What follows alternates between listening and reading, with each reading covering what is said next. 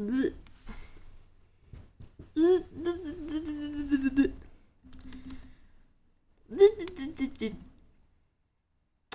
I really missed the cutie stream. She's just been listening to documentaries. I can't wait for this VOD. This is gonna be one of my favorite VODs. I feel like what matters to me in the Cutie Cinderella world is like the VODs where she's reacting to videos. And she finds these videos that I haven't found in my YouTube that I would love to watch. And honestly, it's a good thing that I don't watch them because I get to have like a fresh new perspective on something. Even though like some of the topics are things that I'm very well versed in, like she started her stream watching Rainy Rodriguez, like a documentary about Rainy Rodriguez, and girl, I know Rainy Rodriguez. I know her so well. I don't think I can recall off the top of my head what is the Rainy Rodriguez and Beyonce beef. The only thing that's coming to mind is the SZA beef with Beyonce, where it was like SZA's in Beyonce's basement or something like that. Oh my god. I was looking at a VOD from yesterday and I was looking at my background and it's awful. This background is so bad. I'm so sad about it. And I'm not going to talk about it too much. But also my audio just sounds crazy and I haven't really figured out anything else, like a solution for that. But I just want you to know, I hear when I move my mic and it sounds crazy, and I can't believe how crazy it actually does sound. It sounds terrifying, and that makes me sad. And I shouldn't touch my mic. I shouldn't touch it. I don't have like an allotted list of what I've done today. I wish I did, because I feel like it's been a lot. Look at little Toru. Little Toru. She's so cute. When I woke up this morning, my hair was like freshly washed and it looked like this. And I remember looking at myself in the mirror and being like, whoa, this is 2013 Juliana. This is 2013 and I'm in a different generation, and I feel like the world is ending when I have my hair like this. It just scares me. I feel like a person that I don't want to ever go back to. And I woke up this morning like that, and I was like, oh god, what is today gonna look like? This doesn't look good either, but it's better than a side part. But I just wanted to acknowledge where this lightning bolt came from.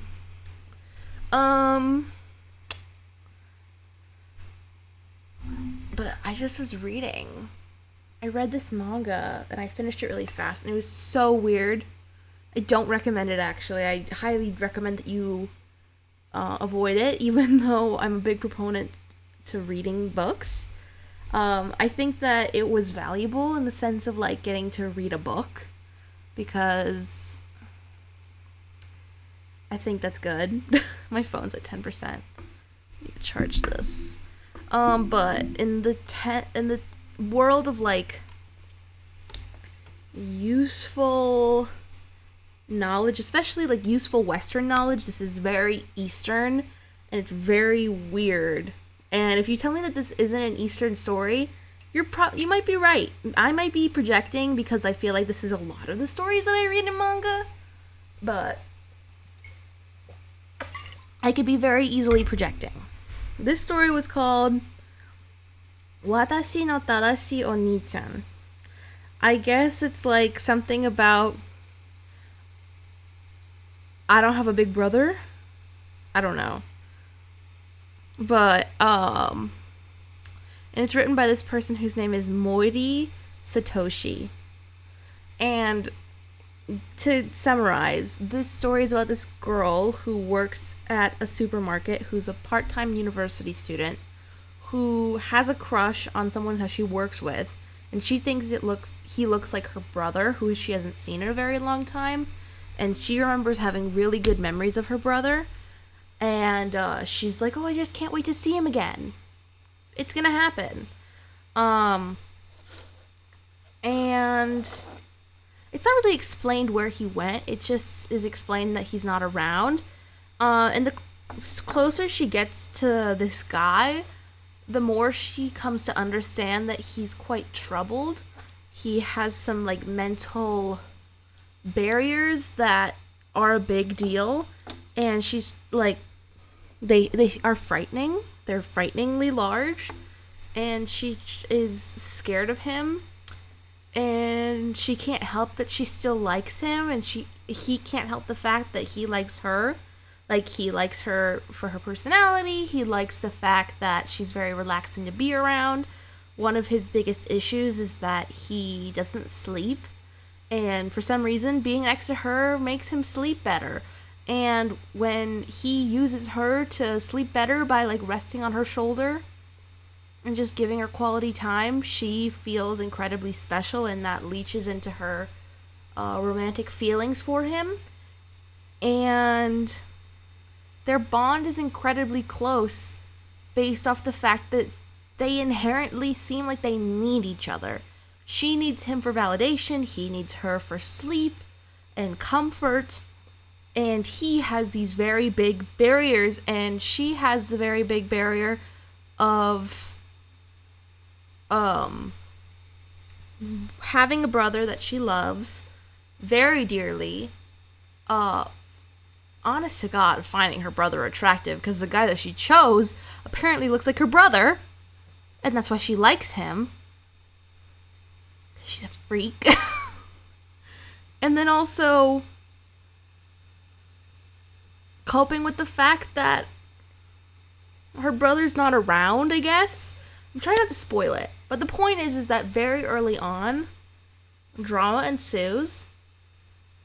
To specify, he admits, like, in chapter 4 or whatever, it's only 16 chapters, maybe like in chapter 2, he admits to murdering someone, and that incredibly frightens her. She later finds out that he specifically murdered her brother. That makes her wish that he was the one who gets murdered. She was like, you murdered someone so close to me, you deserve to die. You deserve to get thrown in jail. You've ruined my life. Emma, stop. Oh my god, you are a different version of evil. Oh, that wasn't nice. She was putting all of her weight onto the curtain rod, like the curtain panel. Like, what if she had snapped it and had fallen? Not only would she have snapped it, she would have fallen and hurt herself. And yeah, that was really not funny, you piece of shit. You piece of shit. If I had a parrot, Conan would chew the shit out of these. Because he chewed the shit out of the ones in my family home. So, in some ways, we're glad he's dead. I don't know how I got there, but these curtains, I don't want to get fucked up, and I'm trying to think of, like, what was a scenario where they were fucked up and it was my fault? But if I think back on it, what Conan specifically did is that there was, like, fabric to cover the string that connected each panel to the curtains, and Conan ripped through the fabric. And I don't necessarily think that he chewed through the plastic. I think he just ripped through a bit of, like, decoration. So maybe Conan would fit well in this apartment. Actually, I don't know if he would, because I use the gas stove a lot, and there's no, like, door to cover the gas stove. And I've been using the gas heater all winter, and I've been wondering, can birds and gas heaters mix? This is a real question. I don't think I have the answer to that. I feel that's a very important thing. I don't know. Any bird people, let me know. I would assume the answer is no, which makes me think that this isn't a good fit for having a bird. And that makes me mucho sad. But I do have a neighbor that owns 2 parakeets, so I could probably own 2 parakeets, or I could probably own a parrot, because I'm just blowing things out of proportion. But I don't know. Anyway, moving on from animals. going back to the story of the fact that this girl. No, I don't want to spoil it. Anyway, she's disgusted by the fact that this guy killed her brother. She has a neighbor who is a police officer, and she's like, yo, I really want you to investigate the death of my brother. I'm pretty sure he's dead. Can you go find that out for me? Because I haven't heard from him. And he's like, oh yeah, girl boss slay, I can do that for you. That's my job. Boom. Snap, the sound of my heart. The beat goes on and on and on and on. Like, boom, clap. And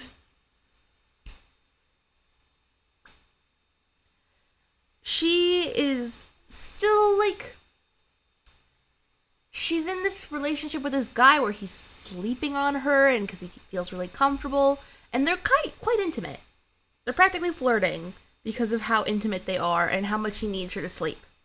And at some point, he says to her, like, he says to someone in public, like, oh, this girl, she's my girlfriend. She's my girlfriend. She's my girlfriend, Gaslight Gatekeep Girl Boss or whatever. And she's like, oh! And she pulls him aside and she's like, what are you doing? And he's like, I really like you. I really want to date you. I want to pursue dating you. I want you to be my girlfriend. Ow, fucker. That wasn't nice. That wasn't nice. Oh my god. That wasn't nice at all. Anyway, it takes a crazy man who kills other men to admit that they want to date you. I guess is the moral of the story, because it's never that easy for a guy to say, I like you and I'd like to date you. It's not easy for a girl either. I'm not trying to blame men, but whatever. She's looking at him, saying that he wants to pursue dating her, and she's like, if we date, I can grab evidence that he killed my brother and give it to the police officer, because he has, like, her brother's notebook. He has, like, a keychain that her brother owned, and he's shown them to her as evidence that he was friends with her brother before they died. And she's like, well, if I grab those and give them to the police officer, you're going to jail. This sounds perfect. And so she has this plan. She is forgetting the fact that she's in love with this man. Then she's reminded of the fact that she's in love with this man because of how much he looks like her brother and how much he wants to, like, devote himself to her. And she's like, well, damn, I should really ask you, like, why did you kill that man? You told me you killed a man. Why did you do it?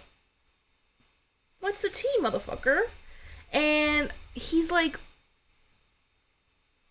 I didn't think you'd want to know about this, because if you knew about me being a crazy motherfucker, I didn't think you'd want to love me. But if you're asking, I'll tell ya. And the story is, the scoop is that this man that I killed, evil, trash, awful. And I know trash because me, man, white man, Asian man, Asian man, I was related to a very rich old man who was awful. And I remember being raised by an awful man who sexually assaulted someone, and then that someone was my high school teacher, and she was trying to sue him, and he Gaslight Gatekeep Girl Bossed her into getting rid of the lawsuit. And because he was her student and she knew that that guy was her son, she complained to the son and was like,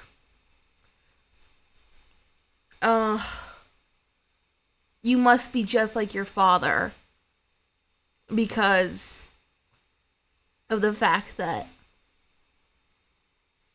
you're related to him, I guess. She specifically wanted him to help her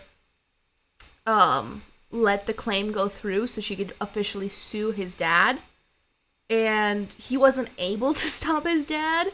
So she was like, oh, you must be just like your father because you're related to him because you couldn't get rid of my lawsuit. And it's like, you're asking a 17-year-old to get rid of a lawsuit.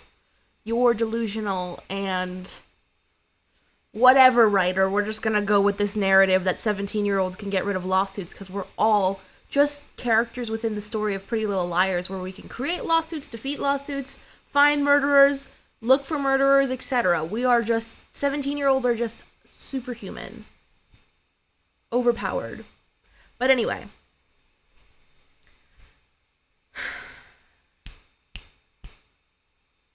So, the investigation of looking for this brother continues. They come up to Mr. Boy's house and is like, you seem like a suspect because you were besties with this guy that you killed, and we would love to talk to you. So he's like, oh my god, my day has come.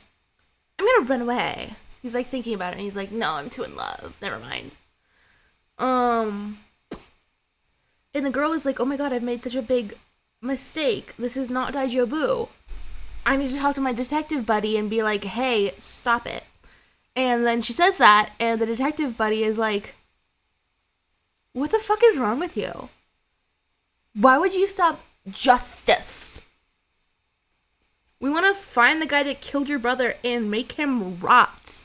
And it's already too late because the system is already involved, and we're cutthroat bitches. He's not going to get away with it. And she's like, oh shit.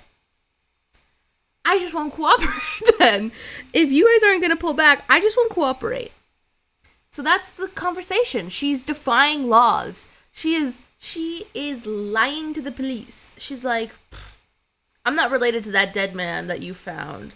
That dead man that I claimed was my brother? No, that doesn't look like my brother. My brother actually looks just like the man that I'm sleeping with. So, just saying. And, okay. You know how I was talking about how that guy was like, the reason why I killed your brother is because he was actually trash? So, somewhere in between him having a sister and being sweet to his sister and death, he became this delinquent gangster with bleached long hair who would rape women. I don't know where that came from, but that was a story. He just started living life like a gangster, I guess, or a delinquent. And they don't really explain why. They're just like, he's too far gone. He's trash. Your brother was trash. Don't worry about him. If he was trash, like, why would he deserve to live? Trash doesn't deserve to live. Delinquents don't deserve to live. Now that he's dead, the world is safer. So you should go fall in love with your man. Like, that's the narrative. And she's like, you're right. I should go fall in love with my man. And she does. She falls in love with this guy. She's like, love is just too powerful. I forgive you. Let's get married. Somewhere along the way, this man is looking at this investigation and being like, the only reason this investigation ever began was because this guy's younger sister enacted the investigation. Who is the younger sister? I didn't know that the guy that I killed had family. He seemed like an orphan. Who's the fam? Then he starts putting the context clues together. He's like, this girl that I'm dating keeps asking me why I killed my man. This girl who I'm dating has this little plushie that looks just like the keychain that I keep in my closet. And this keychain and this plushie must have belonged to the man I killed. Therefore, meaning she is the younger sister. I am dating the younger sister. I confessed to killing my girlfriend's boyfriend. My girlfriend's brother. Sorry. My girlfriend's brother. How the fuck is she in love with me? And so he's boggled, as he should be. And she's like, love is so strong. And you're just so important to me because you're currently in my life. And my brother left me. My brother abandoned me. And who's to say that I didn't abandon my brother? And who's to say that life wasn't supposed to work out like this? What if life was exactly supposed to work out like this? Therefore, I forgive you. Emma.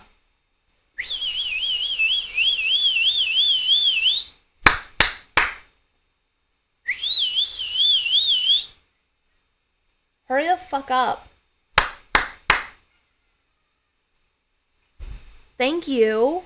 Was that so difficult, you brat? You fucking brat? What are you doing? Stop! using her angry little tail and getting in my way. You are getting in my way. Get out of my desk. Get out of my office. She's like, I just want to vibe and listen to the rain. Or anywhere I can go. Anyway. So. She forgives him for murdering her brother. He's like, okay, whatever, slay. The detective is like, you know, I think this girl that I've been helping this entire story is a little crazier than I understood. And as all women should be, they should be protected by the man that they're seeing.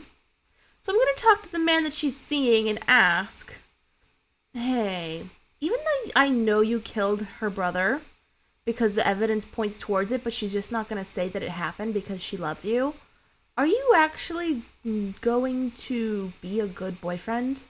Or are you going to, like, break her heart and make her cry? Because that is the very iconic cliche thing that all manga men say to other manga men who are in love with the only girl that exists. Because there's only one girl that ever exists per manga.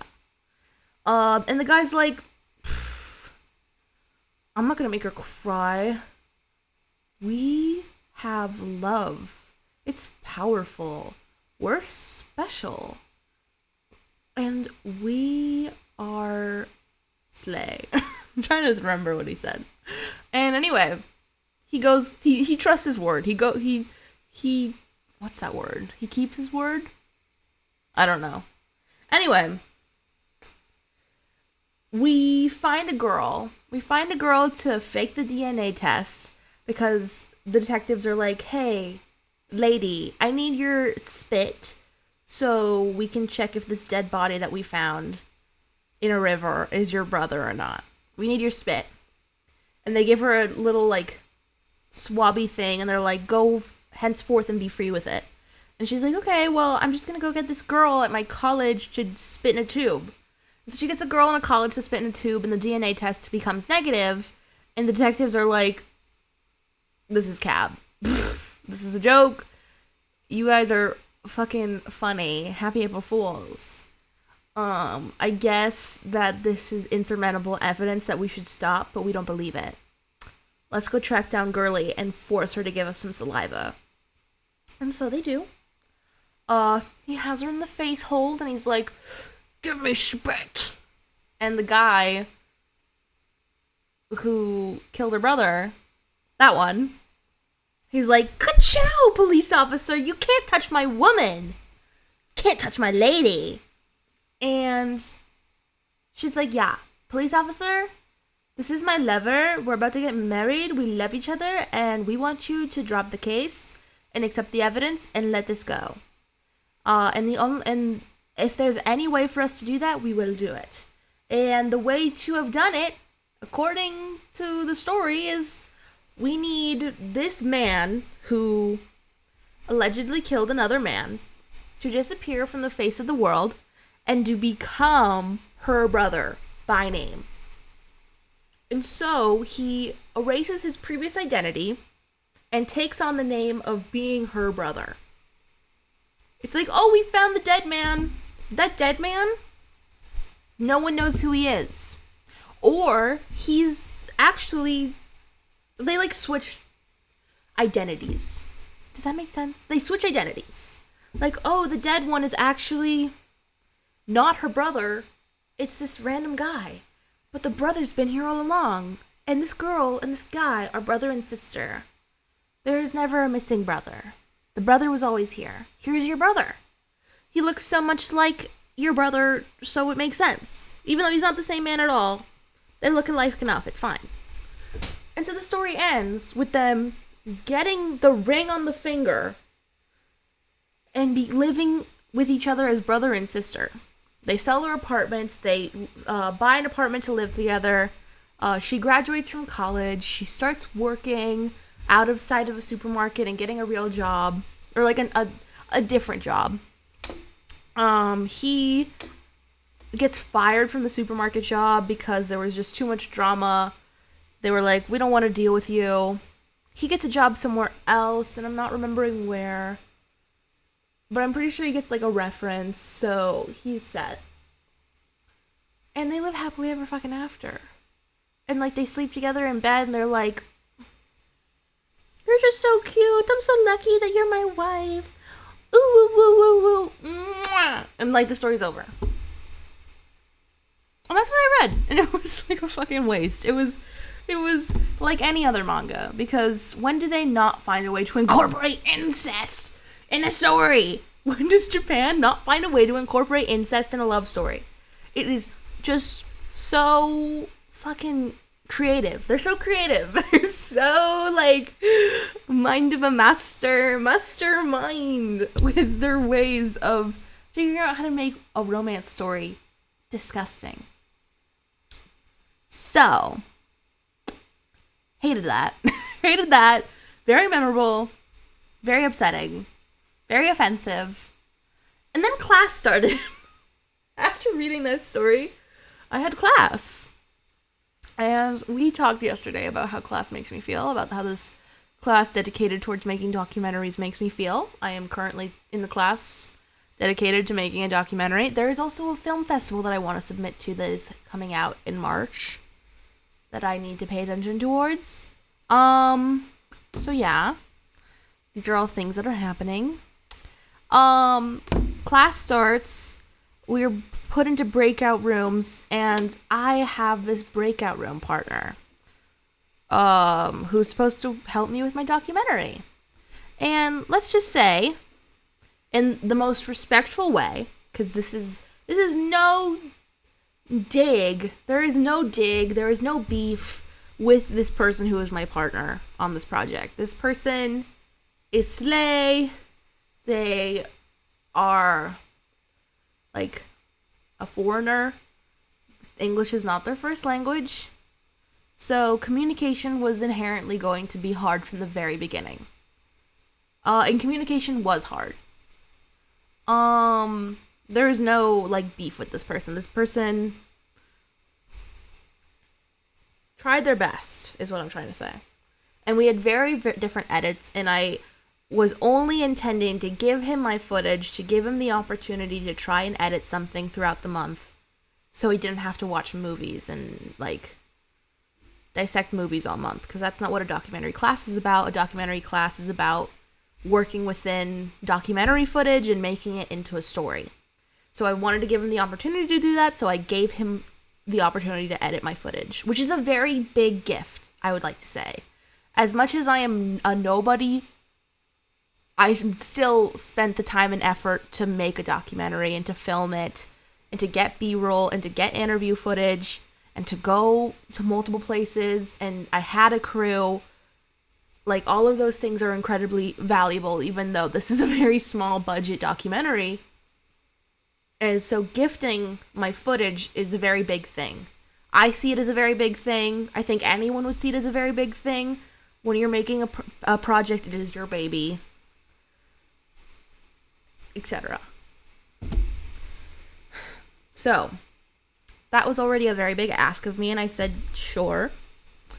And we had, like, a couple conversations about, how we were going to edit individually, and so we've shown each other individual edits, and both of our stories are super different.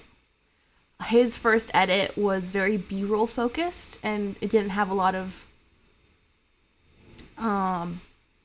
sound bites that involved my interview. My cut was very interview focused, that had no B-roll, so we kind of started from opposite ends. My interview has become more intertwined with more B-roll as we've gone on in the process, and his is intertwined more interview footage or interview audio. And what I'm trying to say is that even though we're technically partners, we have been very independent throughout this process, and we were thrown in into a breakout room together to discuss our projects. And let's just say, because of our language barrier and just because of, like, it's not even a language barrier to me. I don't actually think it is. I feel like it's just a matter of, like, how like communication ended up playing out. I feel like communication can sometimes pass language barriers. I mean, I'm probably wrong, but he just didn't ask me many questions regarding the edit. A lot of the questions that he would ask me were about things that weren't pertaining to stuff I could control. For example, is the subject that we're talking about in this documentary a nice person? That is all very subjective. My answer was yes. I've already mentioned that particular question before in a different stream, but I found that to be quite frustrating. It wasn't a question about the edit. It wasn't a question about, like, anything. Is he a nice person? Is he a poet? Is being a poet easy? Is being a poet hard?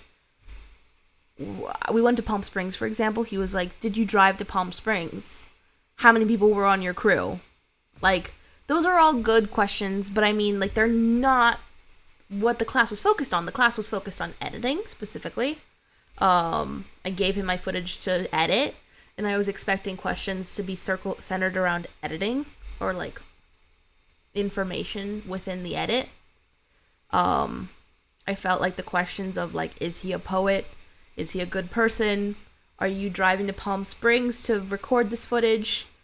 How many people were on your crew? I think that is a good question. I don't remember what he asked.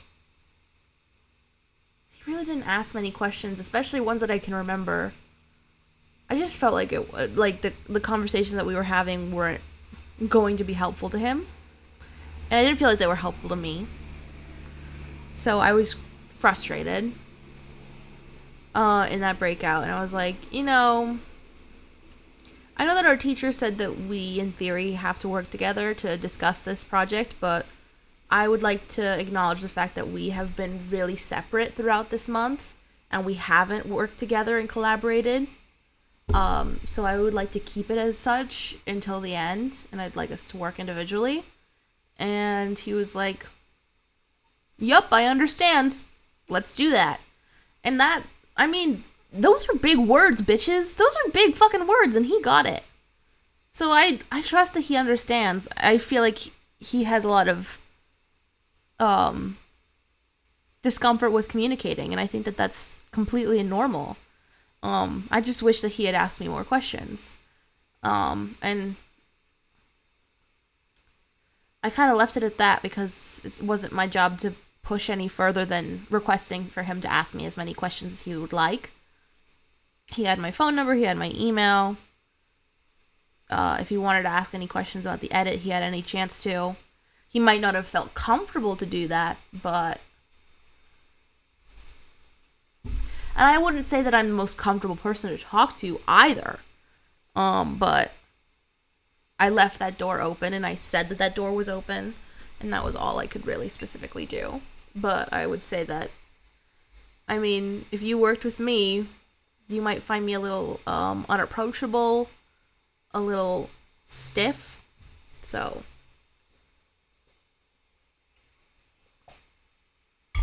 I find those opinions to be somewhat true sometimes, especially in certain circumstances, but I think I don't really have a response to that, other than the fact that I can agree with it at times. I think it's also one of my biggest detriments is that I am a very stiff person to talk to. Like, my social intelligence is something that I have to work on. Point blank.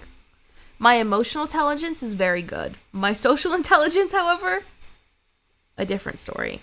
My mom was saying that in a text today, and I was like, you're smart. I'm going to say that. What happened? I recommend a story about the Australian teenage girl who saved around the world. Her videos remind me of Juliana and her YouTube channel. Oh my god, my mom was talking about my YouTube channel to my sister. That's weird.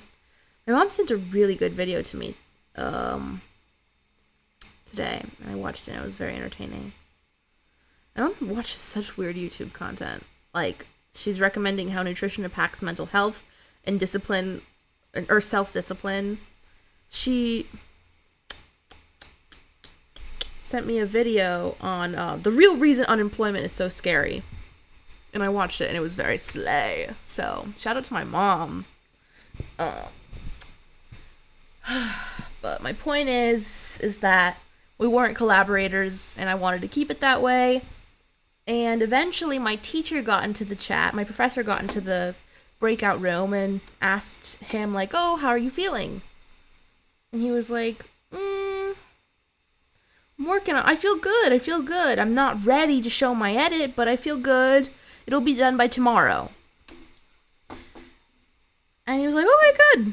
That seems to be good. Congratulations, or whatever. And then he asked me the same question. And my response was not very positive. I was like, I'm feeling discouraged. I am not feeling good. I'm feeling kind of bad. And he was like, oh, why? And I was like, well, I feel like my 3-act structure isn't very strong and I should reconstruct my entire story into this particular format. And he was like, seems kind of late in the month to be doing that. I don't think you have the time. And I was like, yeah, you're right, but I really want a good grade on this assignment. And from what I received in the criticism from last week is that my project doesn't make a lot of sense, and I want it to make sense to people. And he was like, well, you shouldn't listen to criticism all the time. Some criticism isn't worth it. Which I guess hopefully meant that he understood my story. I would hope so. And I was like, oh, well,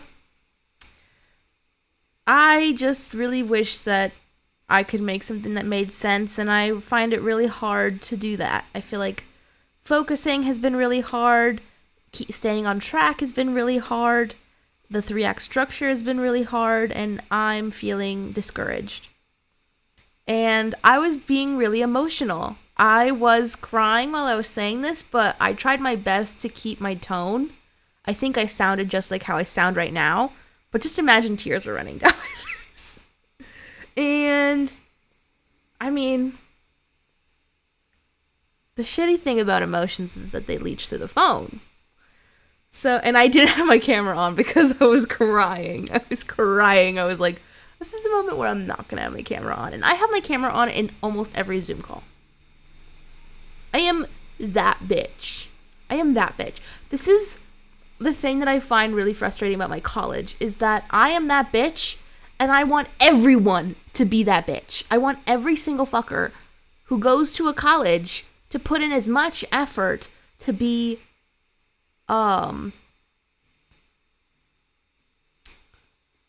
present as I try to.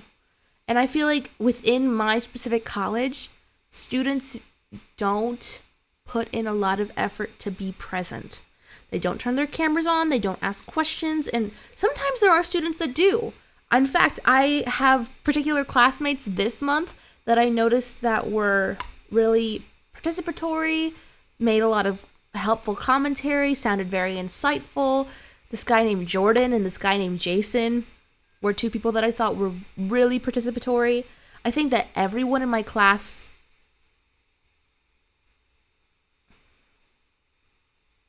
okay, I should be fair to the guy that I was working with. I think that he had so many barriers against him that it wasn't fair to put him on the same level as students that have been in the same conversations for a very long time, because he was a new student. He had not been through the documentary class prior. He had jumped in out of nowhere, so he had a very poor footing. I want to give credit to that. And also, English isn't his first language, so the lack of connections with students, the lack of understanding of what the homework is, and then also having a lack of foundation, whether it be with language or just like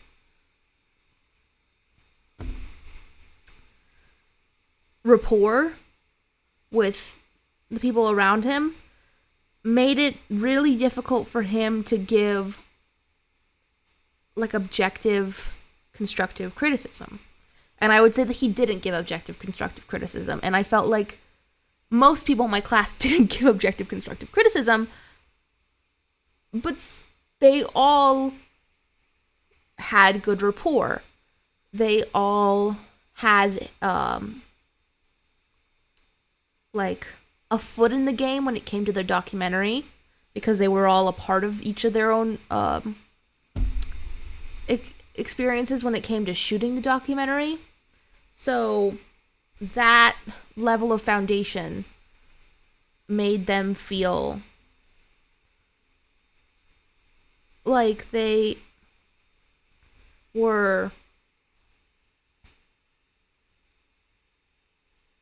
confident. Like, I feel like their confidence was was observable.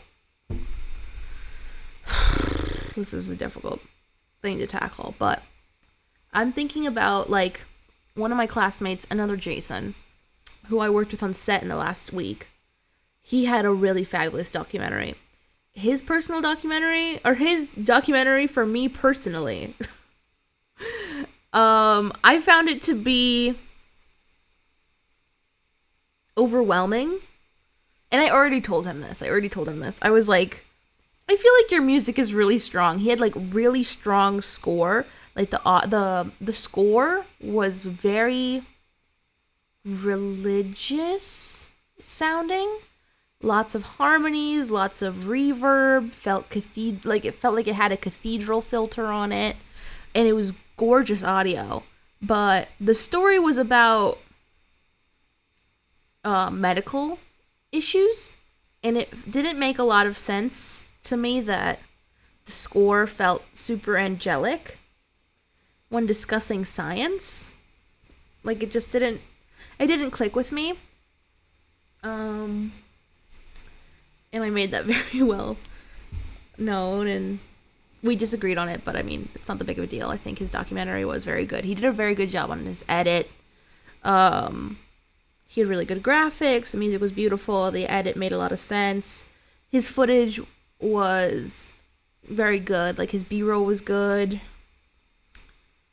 There were some lighting issues, but for the most part, like, it was very good footage, is what I'm trying to say.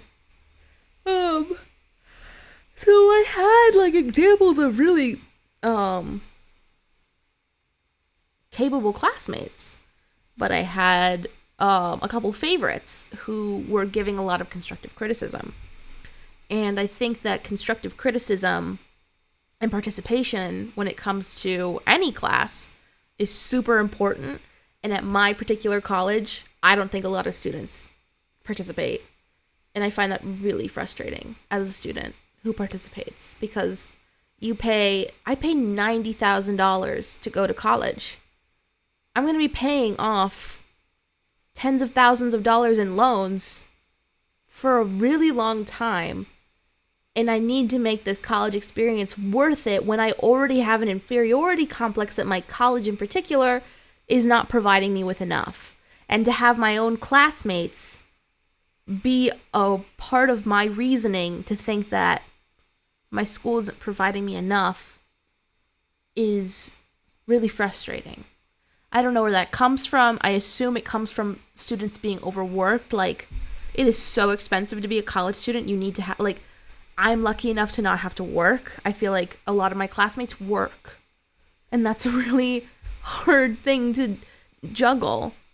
Or it's just like their lives are hard, or like their personal lives interlope within their professional lives. And I feel like that's something that really ruins my experience of college for me. Even though I think that everyone deserves to have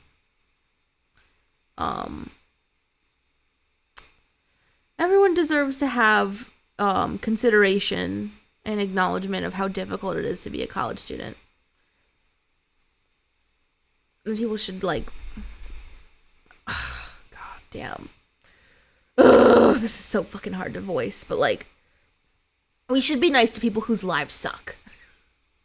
We should be nice to people whose lives are hard, even though it makes my college experience sometimes not feel like it's worth all of its money.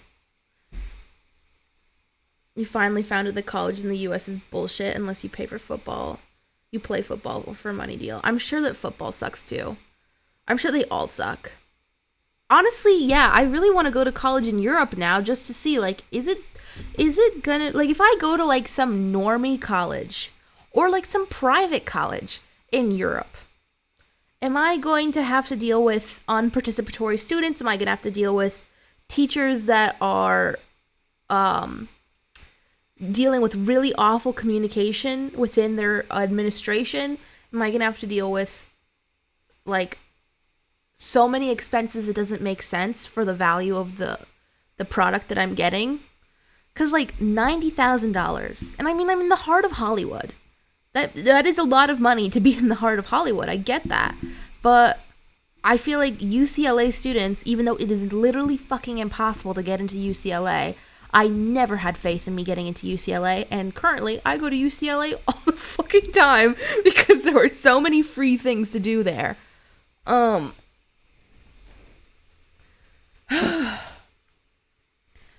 Like, it costs like $20,000 per year to go to UCLA. It is exponentially cheaper to go to UCLA than it is to go to my school, and you have way more benefits than I do. And I find that to be really frustrating. I just think, God, this private college that I went to really wants to use my money and throw it into the fucking dirt sometimes. Like, I have so much disrespect for my college, even though, like, I have to utilize it to get the job that I want because I chose my dream degree in order to get my dream job. Which is very confusing. I'm a German and I still watch Alabama football. I'm glad Alabama entertains you. Do you mean, like, American football, or do you mean soccer, or, like, European football? And we have two of the best in Europe, and I still watch Alabama football. You can look at German colleges. I actually did look at German colleges back when I was in high school, in my senior year of high school, which is, like, secondary school for you. I don't fucking know. My cousin grew up in Cologne. I shouldn't really talk about my cousin, because I love her, but she's not the star of this stream. But anyway, I was thinking of going to a college in Cologne because she went to a college in Cologne. And for that particular college, I needed to have, like, a certain proficiency in German. And I was feeling very stubborn. I was feeling very angsty. And I didn't want to put a lot of effort into looking for a college to go to in Germany. So I didn't put a lot of effort into it, and therefore, it didn't happen. I think the only reason I'm a college student is because it was literally so fucking easy to apply for this college that I'm in. It's 100% acceptance rate. There was just an interview process and giving them money, and I gave them money, and because I had it, and I did it, and it worked, and now I'm a college student. If it wasn't that easy, I wouldn't have gone to college. Like, in the time frame that I went to college, it would have taken me a lot longer, because I started my college career in April of 2021, and I was supposed to start my college career in August of 2020, so I was already 6 months late. Like, I had started doing community college, then I dropped out, and then went to, like, actual college.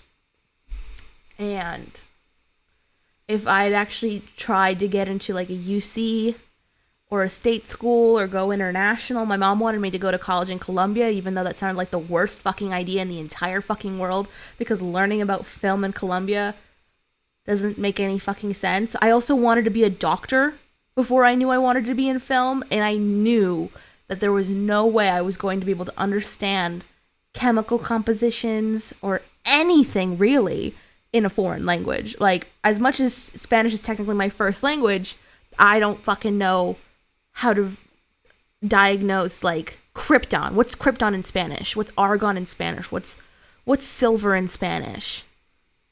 I don't fucking know. What do you want to study, and what do you want to study, and why do you want to study?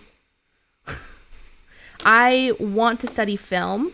I want to be a producer, which pretty much means, like, managing a production So what that looks like is hiring people, like choosing people to work on your production, finding finances for your production so you can afford to shoot, like, because like sets are really expensive, paying people is really expensive, finding someone with a good story is difficult. You have to find someone's story and then pay for that story.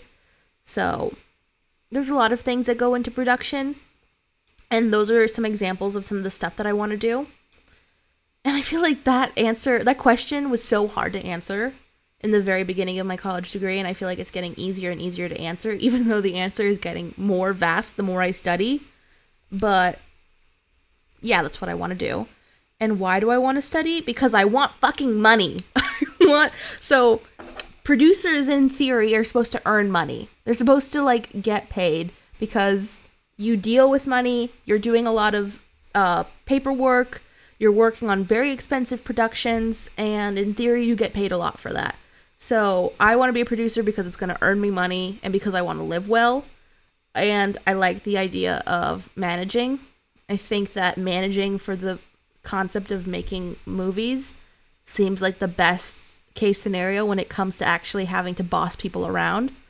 And I've always wanted to be connected into movies in a way that wasn't artistic, even though producing can sometimes be artistic depending on what kind of producer you are. Like if you were an executive producer, you would have final say on the final edit. So if you're watching Dune and you're like, I really want the Dune eyes to be blue. I don't know why the Dune eyes aren't blue. As this executive producer who's put millions of dollars into the production, I can ask for the production, like the post-production team, to put blue eyes on the people that have blue eyes. Like, you have the power to do that. Or you have the power to, like, say you don't like the edit.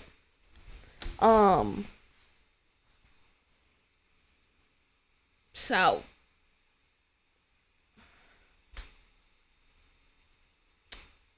what am I trying to say? I just don't want to be I just don't want to be creative, but I like being around creative people. And I wanted to figure out how to do that, and being a producer seemed like a place where that made a lot of sense. And also I don't have to do a lot of physical labor, because I would rather eat someone alive than have to lift a really heavy light all the time, like to and fro set. Even though it doesn't sound the worst, physical labor on set sounds not fun. And I also want to get paid a lot, because I grew up in a place where people got paid a lot, and I want to be rich. And if I can do that, that would be cool. How can you bring your skills so far into a job like that?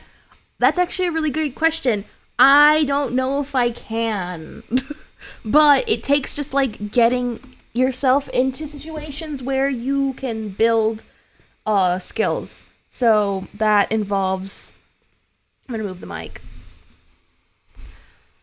That involves like finding student projects to work on. Like, there were a lot of unpaid gigs, and honestly there are too many unpaid gigs, and they're really stressful to like look for. But if you can look for one, find one, get on one, and maybe, for example, be a producer on it, or you could coordinate like a student film, those opportunities are things that you should look for. And the best way to do that is through school or knowing people within your field. And I mean, that takes a lot of effort. You would have to, I did it through college. I should just say that I did it through going to film school and like being around film students and telling them that I wanted to be a producer, and them looking at me and saying, you are going to do the work that I don't want to do, and you want to do it. Here you go. So that's how I've been trying to bring my current skills into the job of being a producer, is by building those skills. Because I could say that being a lifeguard and being a bookseller at Barnes & Noble and working as a dishwasher at a music camp and working as a vet assistant in a vet office has nothing to do with being a producer. The only one that feels somewhat similar is being a vet assistant, because there's a lot of data and paperwork and correct filing and organizational skills that you need. And when you're a producer or when you're within any job within the entertainment industry, if you want to survive in it, you have to be super fucking organized with how you run your ship. And if you're not, you're going to be really hard to work with. And there are plenty of people that are easier to work with. So if you're not organized, you could literally lose a job. So my previous experiences and skills that would help me into a career like this would probably be like an organizational skill. Like any organizational skills I would have to have in another job. And you have you at least talked with 10 people in the industry in the past month? I'd say yeah. I'd say that I'm in the industry technically. So, but I mean, besides students, I would count all of my professors, because my professors not only are professors, they film, they direct, they edit, and they'll stop working for a month to get into production and to go on to set, or like they'll be editing for a couple months. So they'll stop teaching for a couple months, and then they'll do their film job, and then they'll come back to teaching. So my teachers are still within the film industry. One of my teachers, who I had a very long time ago, went to film a movie in Croatia this past month. This month, or like February. So I get to talk to him about his experience of working in Croatia and being on set in Croatia. I had a teacher in November who went to film a dentist commercial in Mexico, which is still entertainment, even though it's like a commercial. So I don't know if I can specifically say 10 people. Especially you didn't give me a specific amount of months, but I mean, I still talk to people, and I go to a lot of conferences outside of my college. I go to conferences at UCLA, and I got to listen to a writer who worked on The Moon Knight. I got to listen to her experience, and today I just had a meeting with a recruiter from DreamWorks. And it was very interesting to listen to her. I think her name was Sarah Park. She was really insightful. But right now you still you tell skills. I don't know what the fuck that means. Ooh, like Dawson's Creek? Exactly, Dawson's Creek, I guess. Yeah. But I've never watched Dawson's Creek, so I can't speak to it. But I do like that guy. Is his name James Vanderbeek? I think he is very slay in that bitch from Apartment B. But I have never watched Dawson's Creek. But I do like the crying gif. But anyway, besides all of this, deathcore noise. Are you gone now? Michael Merwell? Who is Mitchell Merwell? What? Sorry, I'm looking at something else. Who the fuck is Mitchell Merwell? And the producer was Gerard Hotstone.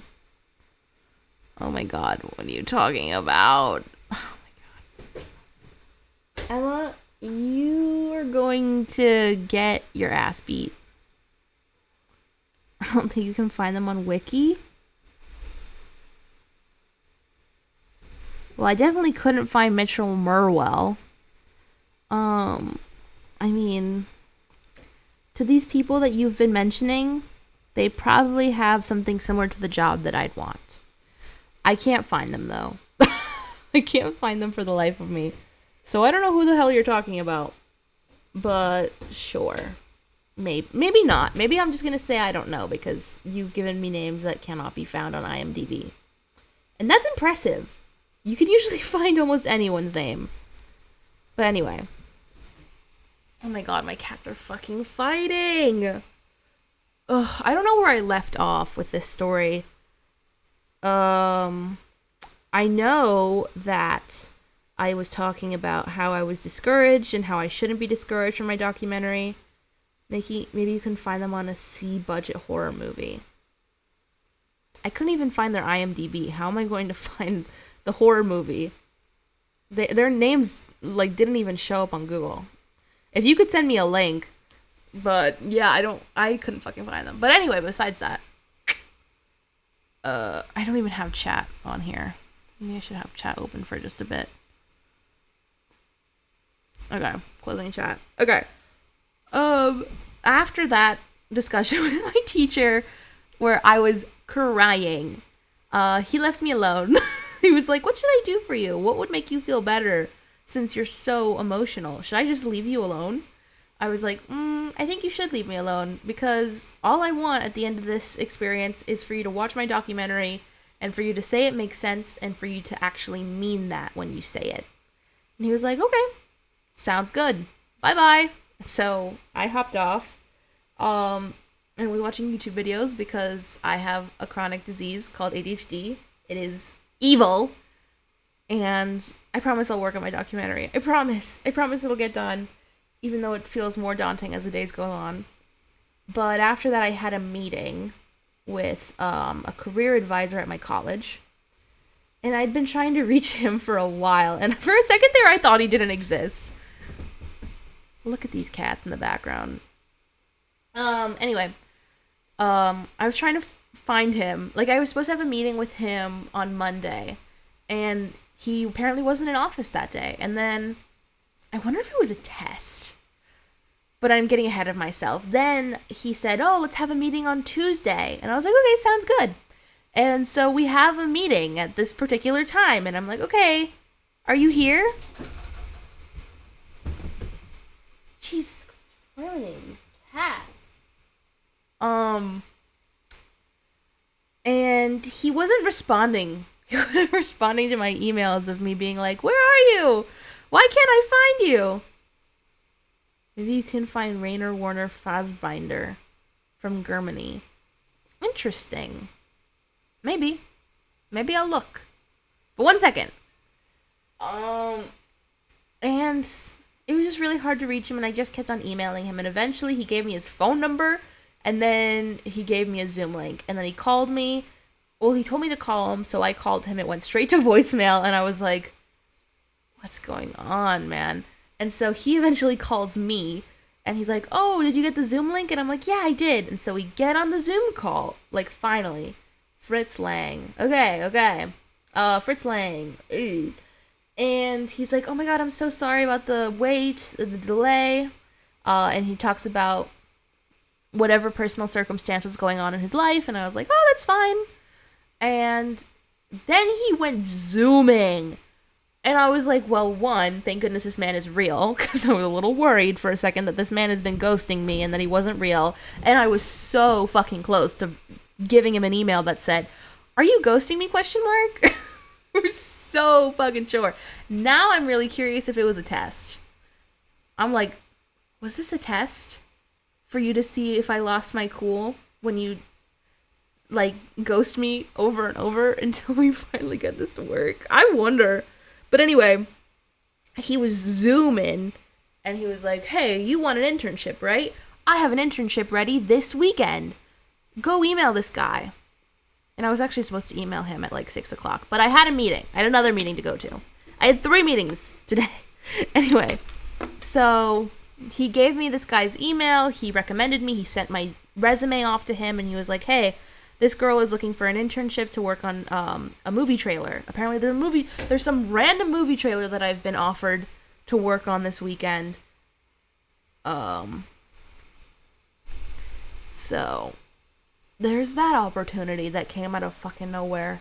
And it sounds like it's a private movie film. Like, it's not anything slay in the sense of, like, you've heard of it. It's not a Hollywood movie. It's just, like, a random movie, I think. But I really don't know. But yeah. Is what I'm trying to say. But yeah. Thanks, links are allowed. Oh, yeah. I wouldn't know how to turn that off either. But anyway. So far, the links people have been slay. But once the links start becoming scary and spooky, better fucking watch out. It's a movie that changed the industry. I will have to look. But you know what? I'm a dumb bitch. I don't know a lot of things. So, you might be right. But anyway, he gives me that internship. I mentioned to him that there was an internship that I saw in like the Career Connect a couple weeks ago that seemed interesting to me because it was an internship. And he was like, oh, well, this internship's kind of old, and there were like 10 applicants for it at the time. And there's probably more than 10 applicants for it, but that are like, they're looking to contract different colleges. But anyway, they added my application to that, and maybe I'll get to be an intern at that company. Who knows? But then he gave me critiques over my resume and how it had too much space on it. He recommended that I have like links in my resume, which I didn't even know was possible. Like you could link your LinkedIn, you could link your portfolio, you could link your Instagram, you could link your movies that you've made. Like I've made a couple short films. Like you can link those on Vimeo, which is something I actually do want to do. So I have to like update my Vimeo account and start uploading things that I've worked on and posting them to my resume. So that's some of my homework that I have to do. And for any other projects that I've worked on within being like a film student and just working on private things, even though I honestly haven't worked on a lot of private things, even though I should probably start that. But I am supposed to be working on a music video next weekend on Sunday, and I'm supposed to be working on this movie trailer and this music video. So I'm going to have to pick and choose unless the movie trailer people don't pick me, because they might not contact me. And I'm supposed to aggressively contact them, and who knows what will happen. But anyway, this is all a lot of drama and conflama when it comes to this whole story. But he gave me, he told me that I was eventually going to have access to make appointments with him again, because I want to keep working towards getting an internship. I have just had this meeting with UCLA, with talking with recruiters there, so maybe that will help me. Maybe he can help me send my resume to the DreamWorks recruiter, the DreamWorks recruiter that I just talked about. So, yeah, that was pretty much that meeting, and it felt very successful. I don't have any issues with it. He was very forthcoming with a lot of information. I think I took notes. Maybe I can share those. So, let's see.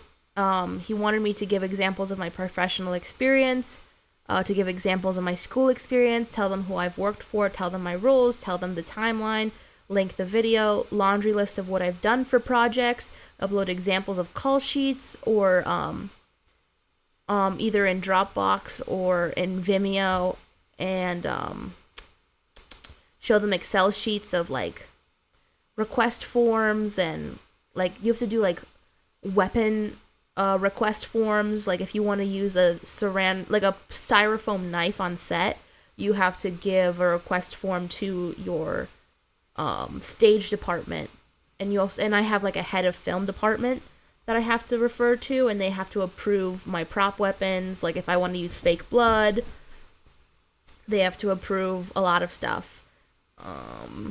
So just to submit examples of those within my resume.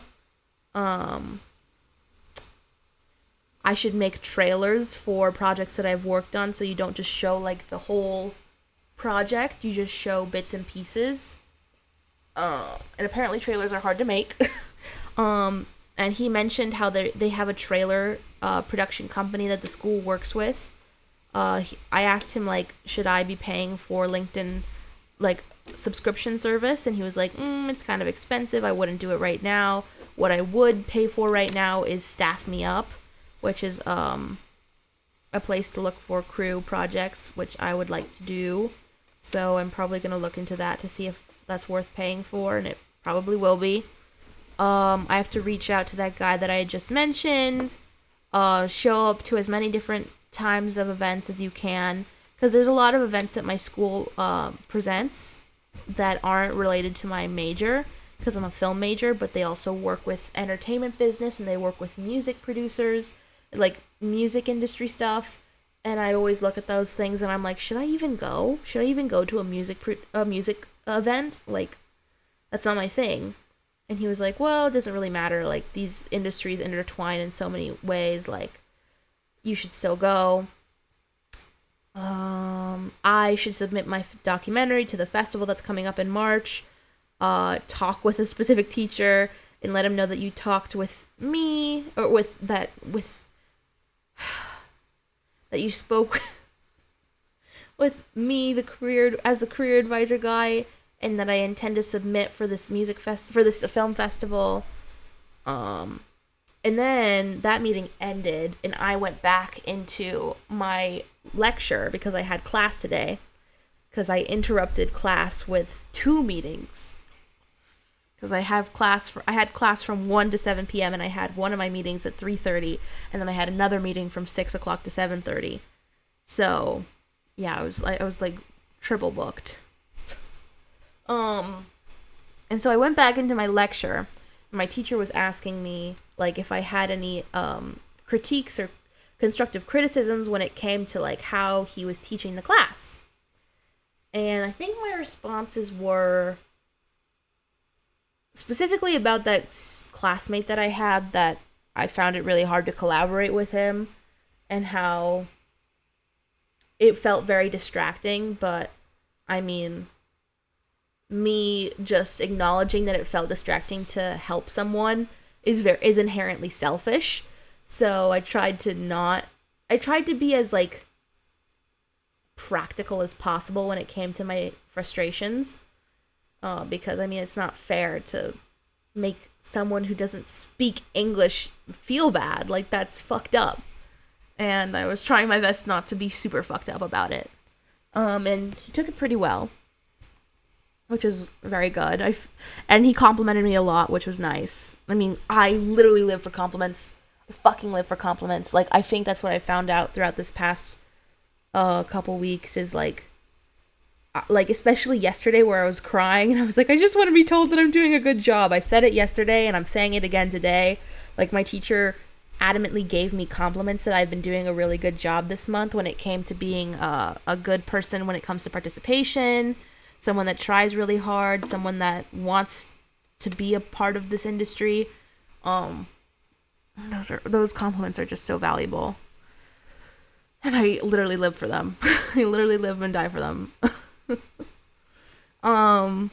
Another constructive criticism is that I was saying that, like, for a class like documentaries, because this class is in 2 parts, there's a documentaries 1 and a documentaries 2. I made the advision, or like the commentary, that it would be good for these classes not to be taught during the holiday season. I mean, if you don't know anything about America works year round. We work fucking year round. Even during Christmas. Like, this was like my busiest, I feel like I was working so hard during Christmas, and I had to vehemently stop my schedule and say, hi guys, I know that you want me to work super hard during December, but I'm not going to be in LA during December because I am making the adamant decision to go home to be with my family. Like, I wanted to be home from Thanksgiving, which is the end of November, to at least the first couple days of January. That's almost 2 months. It's like a little bit over, it's like a month and a half. But I went home like November 17th, and I came back like January 7th. That's 2 months. It's almost 2 months. So, I told that to my school, and I was talking with my teacher back in November when it came to documentaries 1, and he was talking to me, and he was like, if you split up these classes, it's just going to bite you in the ass because you're not going to have the people that you originally worked on this documentary with anymore. And the fact that you'll be separated means that you're going to have to work on this project with different people, and it's just going to be more work. And I was like, well, it's worth the sacrifice. And it was worth the sacrifice because being with my family was so fucking valuable. I missed my family so much. I love my family so much. I had to go home for my own mental health. Like, I wouldn't have been... I feel like that, like, me going home and spending time with my family has really rejuvenated my own artistic endeavors, because I feel like I'm way more productive and disciplined now that I've come back from a really good vacation compared to if I hadn't gone on my vacation to visit my family. So I needed to leave. I needed to go and take care of myself and take some time off. And the sad thing is that I had to switch up teams and be teamed up with someone that hadn't been with me from the very beginning, and that definitely hurt me. And this documentary is much bigger than me, and the fact that I'm alone making this documentary in theory because I'm not taking advice from that person, even though I do need help, is really inhibiting and a bad idea. My teacher was like, yeah, there's a lot of students that do that, and they just have to go through those moments where they're alone to teach them that they really shouldn't do this shit alone. Like, film is so collaborative. This industry, this entertainment industry is so collaborative. Like, it's just not worth it, even though you feel like it's fine. It's not fine. And I'm like, oh, you're so right. This is too hard to do alone. This is something where I need a lot of help. And that has been really frustrating to acknowledge and to, like, lose to. I've lost to that. Ugh. So that was frustrating, is having to do this within the holidays, because if it wasn't within the holidays, I wouldn't have gone home. And he heard that advice and he was like, well, there's nothing I can fucking do about that. I'm not the administration. And I was like, I know. I'm sorry. I know you're not the administration, but I just think that you should know that. And then my final critique, because I thought that this was the most organized class that I have had in my entire film degree, which I hope gives you a bit of insight on how disorganized some of my teachers have been throughout this experience. I really wish I, like, ripped new holes for some of my teachers that were super disorganized and, like, awful to work with. I had this transmedia class, and I thought it was a waste of time. It feels like the most memorable example of a waste of time that I've experienced. And also screenwriting too. I flunked that class. I got a D, and I think that I blame the teacher because I don't have D's in any of my other classes. Why did I get a D in that one class? Because the teacher made it impossible. I think he made it impossible, and I think that screenwriting is something that I don't have any experience with, and it felt as if he was talking to people that were already screenwriters, and I have never even claimed to be a writer, let alone a screenwriter. So that was just a shit show, and I think that screenwriting course is awful. I think my school's screenwriting course is awful. I think the transmedia course is awful. I think that the teachers are probably not given the best. I don't think it's entirely a teacher's fault, but I do think that those teachers really did not pull their weight. Ugh. So much so that it makes me upset, because those classes cost like $2,500. $2,500 for me to think that you were a terrible teacher? What a waste of my valuable money. Like, God, like, literally go fuck yourself for taking $2,500 of my dollars and a bunch of other people's dollars and not only letting them flunk, but, like, making them feel stupid. I felt so stupid after that screenwriting 2 class, and I'm not stupid. And I mean, it's like I'm dogging on the screenwriting teacher, but, like, I hate writing. I wish I liked writing. I wish I liked editing. I find editing really fucking hard, and I find writing really fucking hard. But when a teacher makes it awkward, uncomfortable, obligatory, fills the situation with a lot of guilt, and, like, condescending attitude, you just feel so disrespected that you don't want to pursue anymore. And when it came to transmedia, I just kind of felt that, like, the group work was really difficult, because I was a brand new college student and I was supposed to be working with people that I had never talked to and never met. And when it came to, like, doing a transmedia project, we were supposed to create, like,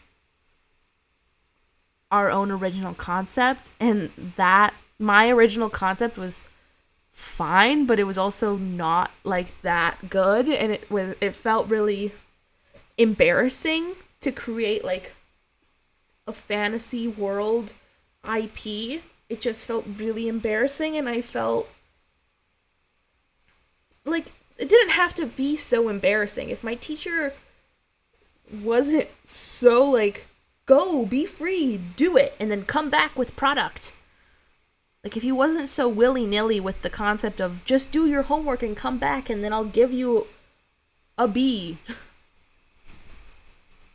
That was just annoying. And also the concept of transmedia is just really alien to someone that's never been a part of the film industry before then. And it's one of the first classes you take. And it's like, you should have a better understanding of IP before you take this class. You shouldn't have to be thrown into the world of IP and how to build upon a universe in your first semester of college. I don't know. I feel like I'm running out of things, but I'm technically not. And I've already kind of mentioned that the students at my school don't participate much, but that was the other thing that I said was like, the students at this school don't participate very much, and he's like, God, don't I agree about that? Like, it's just so frustrating how so little students participate. And I was like, yeah, that's also one of my biggest frustrations. It really upsets me. And I was like, the only thing I can think of, because he almost took it as if I was blaming him for it, but I think that he was the most organized teacher I've ever had.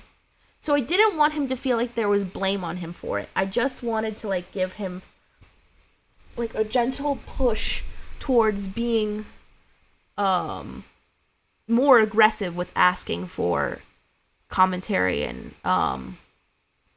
participation. I was like, I just think that you should really advertise how valuable individuals are when they participate in class. Like, I think that just telling people that they're valuable when they participate is hopefully going to help people talk more. Because I don't think that any of my teachers ever say, like, guys, it's incredibly valuable when you participate in conversation. I think that my teachers do that, but I don't think they... For some reason, these fucking students feel so fucking uncomfortable to talk. And they feel so fucking uncomfortable to participate in school. And it's like, you yourself are either paying the government money, or you're paying the school money, or you have loans, or your parents are paying for $90,000 worth of knowledge. And if you're paying for $90,000 worth of knowledge and you're not going to be using any, like, way to ask questions as you can, you aren't utilizing your money to its full potential, and you are wasting your own time. And not only are you wasting your own time, you are wasting my time.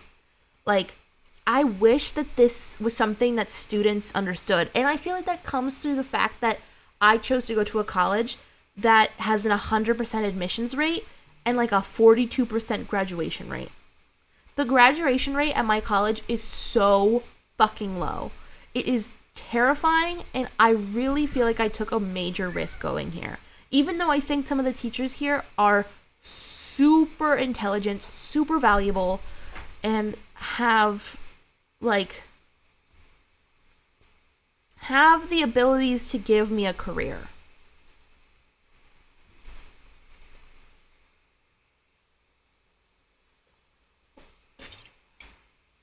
Anyway, I mentioned that, and he thought that was all constructive, and he took the criticism very well.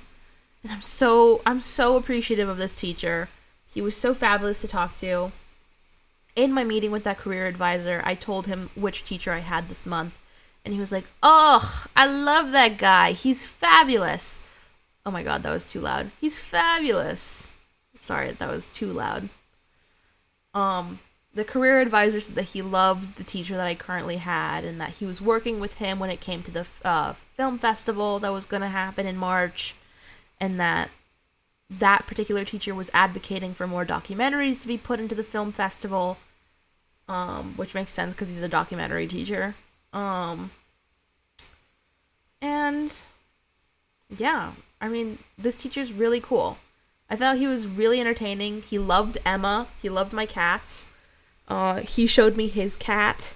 He had like another tuxedo kitty, and his wife apparently picked her or something. I feel like he mentioned that he picked up his cat on the street or something. Like he didn't adopt her or whatever. And I was saying to him like, oh, I had to beg rescues to give me cats. I had to be like, oh, I'll kiss your booty hole to give me a little kitty to love forever, please. I'll give you money. And they were like, you're 20. You're too young. You're too young to have a cat. The minimum age we give people cats is 21. You can go fuck yourself.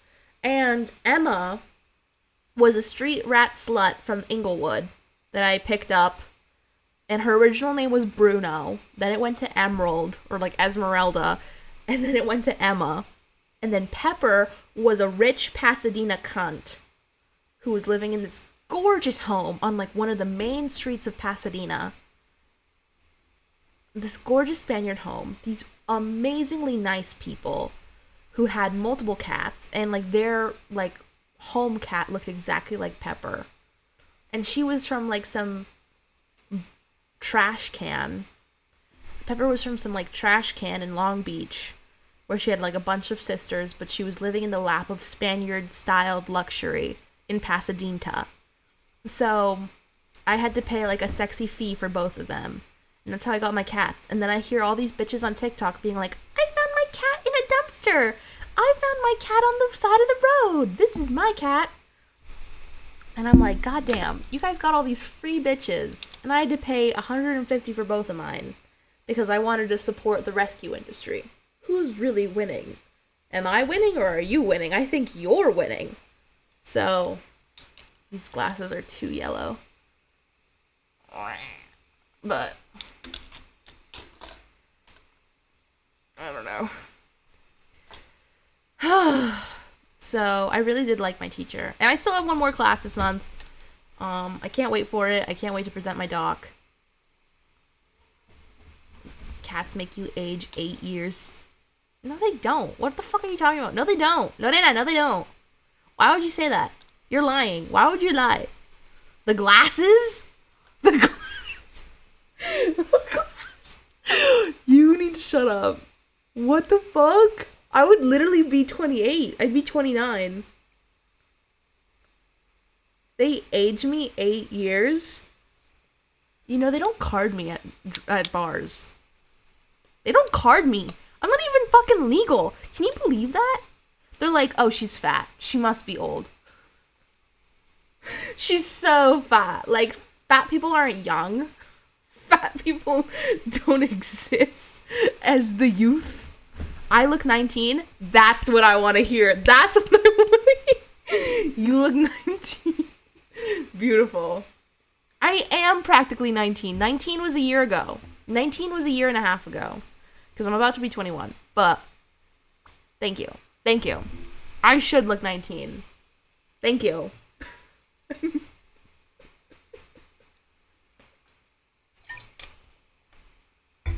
I hope you meant it. If you didn't mean it, that would hurt. But anyway, where are we? We're at the point where I stopped talking to my teacher. I was back in a lecture hall. I was working on my documentary. And 6 o'clock rolled around and I was like, I need to get into that Zoom call that I said I was going to do. And this Zoom call was, it was a UCLA, a BEA, like a Business Entertainment of America, I think is the acronym, of UCLA. And they were having recruiters talk throughout the Zoom call. And there were 4 or 5 or 6 different recruiters. They only advertised 4 recruiters, but it felt like 6 of them were there. There was this guy who worked on he worked for sports teams, and it seemed like he was a recruiter technically, but he was also not a recruiter because it sounded like the sports industry doesn't do recruiting. Like, they don't give people jobs that are recruiters. They just make certain people within their industry do the recruiting jobs for them. So he was like, I think he was in marketing. Or no, he was in producing. He would produce the sports shows. So he like would pitch them to television networks, and he would coordinate the edit and shit like that. And then there was another sports commentator who was a data and analytics part of the department, and she was like, well, no, we should not talk about what they were like just yet. There was a recruiter from Dior who worked within the coastal, like the West Coast branch, and so she worked within like California, and like she worked with the boutiques, and then she also worked with the branches that existed in the Midwest, and apparently like all of the main job is in Paris, so she is just like a part of a big thing. There were 2 Revolve recruiters. Revolve is a fashion line that's like really famous for getting sponsored at events that sponsor events like Coachella, and so they'll have little party spaces at festivals where they promote the clothing, because Coachella's a great place for people to promote fashion. So yeah, that's how I understand what Revolve is like they go to Coachella and they show off their fashion, and they pay for influencers to wear their clothes and to party with them. But Revolve works in Fashion Week. They're like a fast fashion brand that is premium, and they're very brand new. Like, they've only been around for maybe less than 10 years.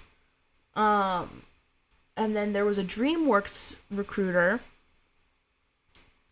And I think that's it. I think I listed about 6 people-ish. Yeah, I think that's it. So, there was a music person. There was a music person that worked at a place called Fender. And I've never heard of Fender, but she said it was like a 75-year-old company that has worked in music production? I don't know. Let's Google Fender, because I'd never heard of Fender. Like, sports I get, fashion I get, movies I get, but Fender, like, music I don't get. They sounds like they sell guitars. But they also do a bunch of other stuff.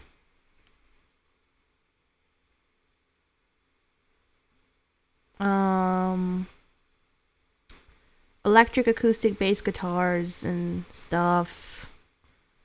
Are Fender guitars any good? Fender guitars are luxury quality guitars. So, yeah, I guess it was a guitar company that works with, they work with concert halls and things like that. Like, she was talking about how she would get, like, discounted her tickets and shit like that. I didn't really get her full scope of her job, but, I mean, it's in music, is what I'm trying to say. So they were all talking about what it looks like to take in an applicant. And now I can move into some of the notes that I took for that. People said to do Wikipedia searches about the companies that they're applying towards. Like, for example, I'm just going to use her name. Her name was Sarah, right? What's her name? Sarah. Yeah, Sarah. Sarah mentioned how, like, when she gets a cover letter from certain applicants, they'll say like, "Ugh, I love Disney. This is my favorite Disney movie. I think Disney is super special." And she's like, "Well, bitch, you're applying to DreamWorks today. I don't know why you're sending me this Disney letter when you're applying to DreamWorks.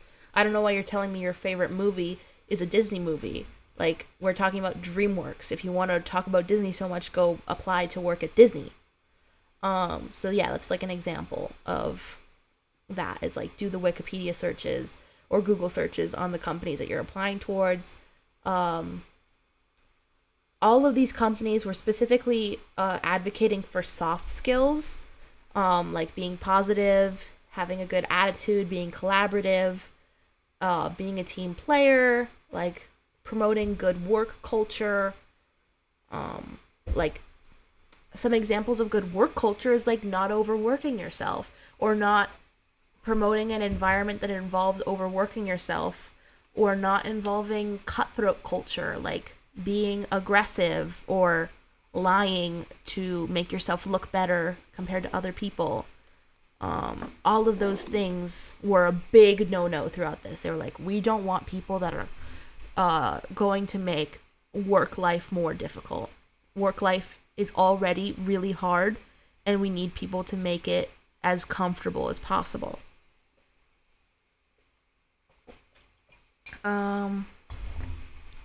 Sarah specifically mentioned that resumes can look really similar, so having diverse LinkedIn connections is important. Being a sponge is highly vital. Someone else said that.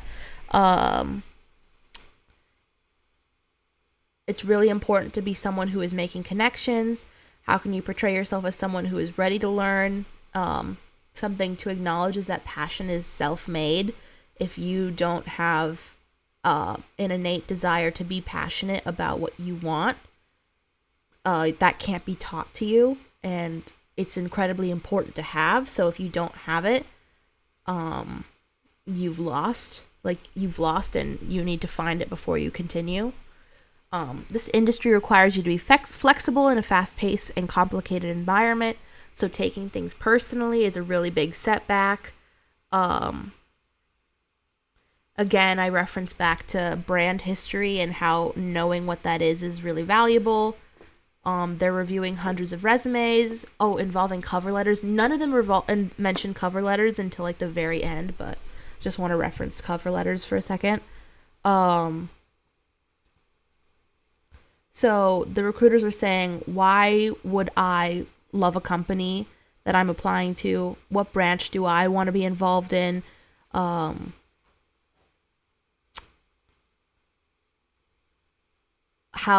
Where I should be looking at people that are highly connected to the output involved in a company. For example, if I want to work at DreamWorks, I should be watching Puss in Boots. I should be watching the trailers to Puss in Boots. I should be watching out for their social media, like who is promoting them on social media? What are their commercials looking like? Who is in charge of doing all of that? Like, ways that you can find that out is like paying for LinkedIn Plus or something like that. I don't really know how you find out who works for what companies, but I assume it's through like paying for LinkedIn Plus. So when you pay for that, you can look at which people work at which companies and what they do within a company.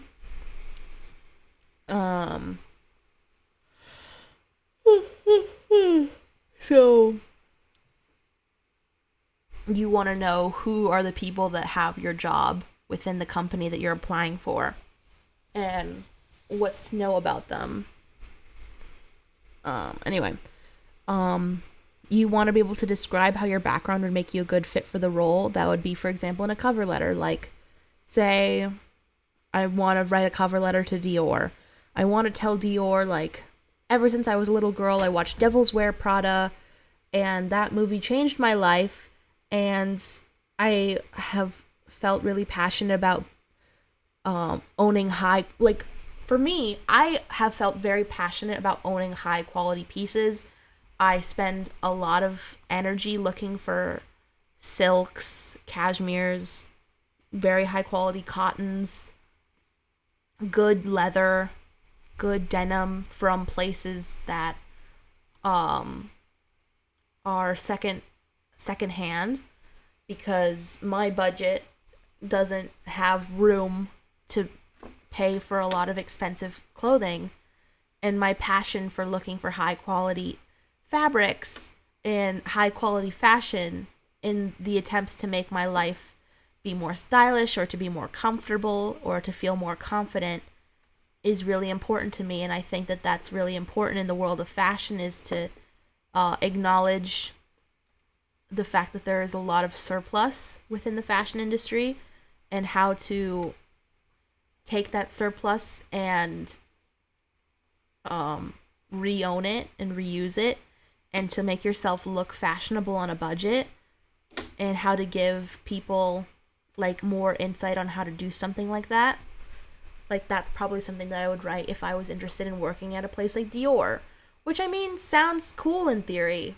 That sounds like honestly impossible. I could never see myself working at a place like Dior in this place in my life. I've never even considered it. Getting to meet with a Dior recruiter was very weird. I was thinking to myself, like, what? Dior has recruiters? Dior doesn't do this shit in-house? What? I mean, they do, but, like, that was just very crazy to me. But anyway.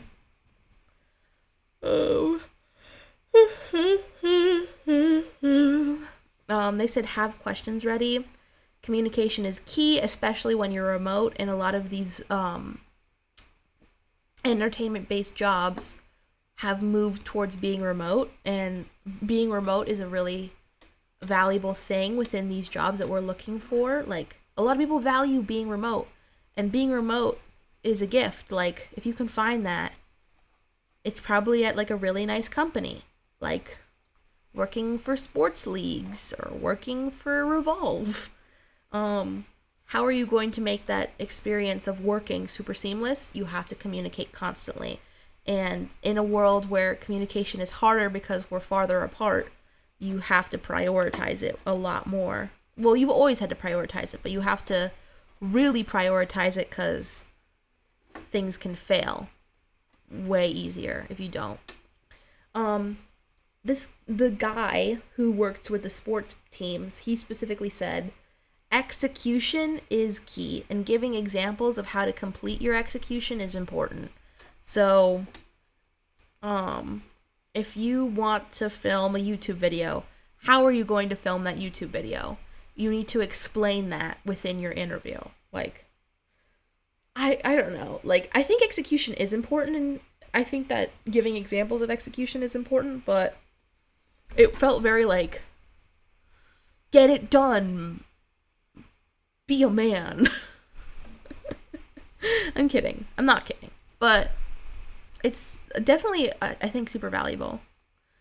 It is so small. I can barely see the notes app words. I feel like this font is tiny.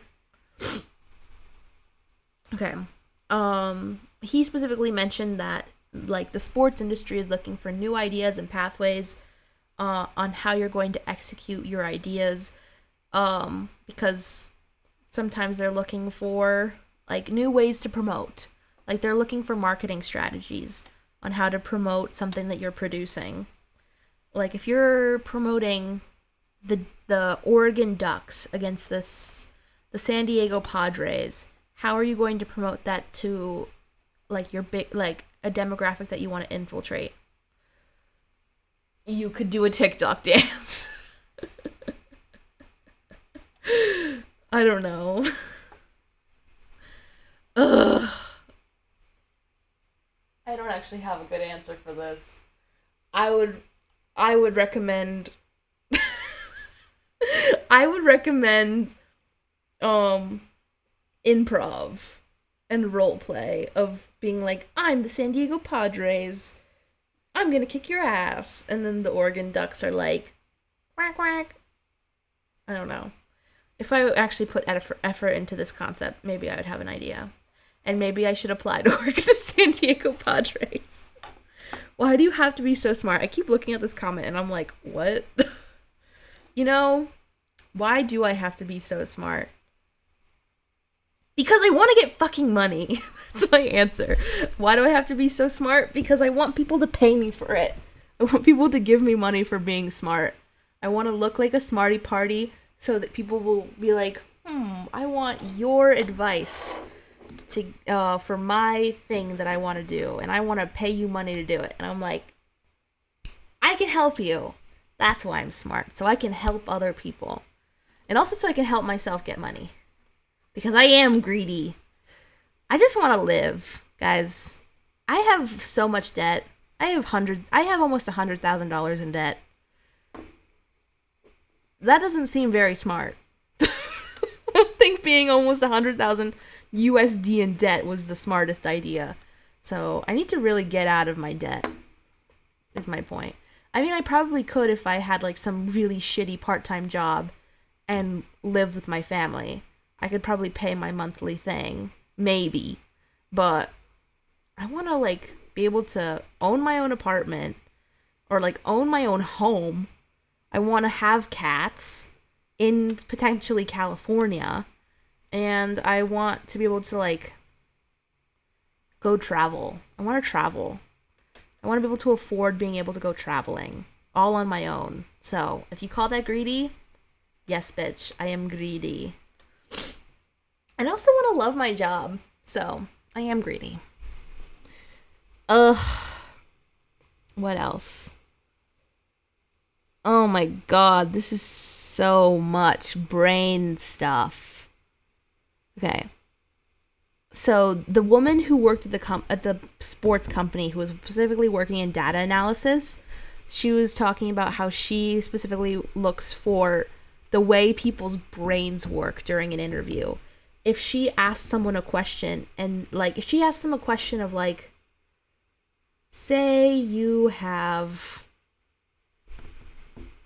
this really bad employee, but they're protected by California law. How do you... No, I don't have a good example. I don't know how you would have a data brain. She was specifically said that she was looking for people that had data brains, and they had to have a fundamental way of thinking that leaned towards being mathematical and like go towards thinking in data rather than thinking emotionally. Maybe like a logical brain. It was a very confusing thing because she specifically said the words data brain, but that doesn't make sense to me. I'm assuming it's just like a logical brain. Like you have to have a very logical way of thinking if you want to work within like data management when it comes to sports. And she was like, the fundamental way of thinking is important depending on your role, and if you don't have that mental understandings, your skills might be best directed elsewhere. So she was like, if you don't think the way that I think, I'm not going to hire you and I'm going to send you somewhere else. Or you're just going to be fired. Like, I'm going to hire you. I'm going to notice that your brain doesn't work in the way mine does. And because we're going to have different ways of working, I'm just going to fire you. Or I'm just not going to rehire you. And I was like, that's scary. Or best case scenario, she would direct you elsewhere. Whether it be the curb or a different department within the sports industry. But she said that within her job, the amount of people that were on her team were super small, so she knew the names of everyone in her job. And that tells me that sports people, like sports industries, don't have a lot of people. Like, I mean, she specifically worked for one team. I don't recall which team she worked for. Apparently it was like the best stadium in America. I don't know what that means, but anyway, she was talking about how she knew, like, she would have conversations with her CEO on a regular basis and how you have to be comfortable with talking with the higher ups. And yeah, she knew the names of everyone, I guess, is what I'm trying to say. This is getting boring. Anyway, being ready to take on challenges is important. I was just talking about with my teacher where he was like, he wanted me to be, to take on more risks. And that's exactly what these recruiters are saying. We want you to be able to take on risks, take on challenges. And I hate taking on challenges, so that's not good. Knowing that if you're planning on being innovative and showing how it will pan out is valuable, which is pretty much what that other guy said. Be the type of person that makes work life comfortable. Work culture and providing good work culture is very important.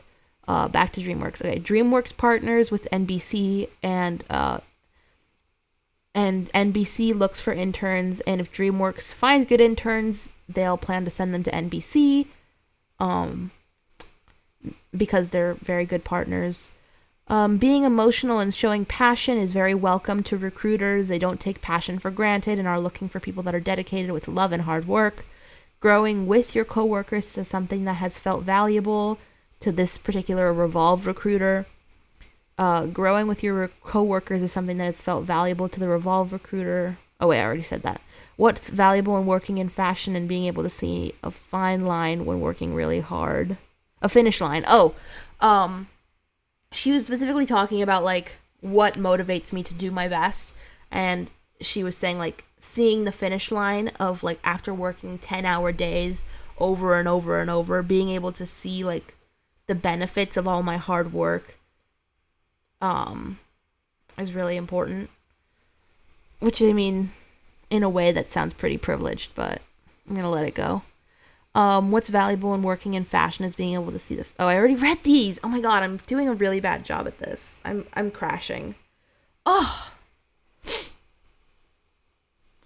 Getting to know different teams within your industry is valuable. This was specifically from the analytics girl in the sports thing. She was talking about how she knows, like, the people who have her same job within different sports teams, and her job was like data analytics. So she was like the head of data analytics.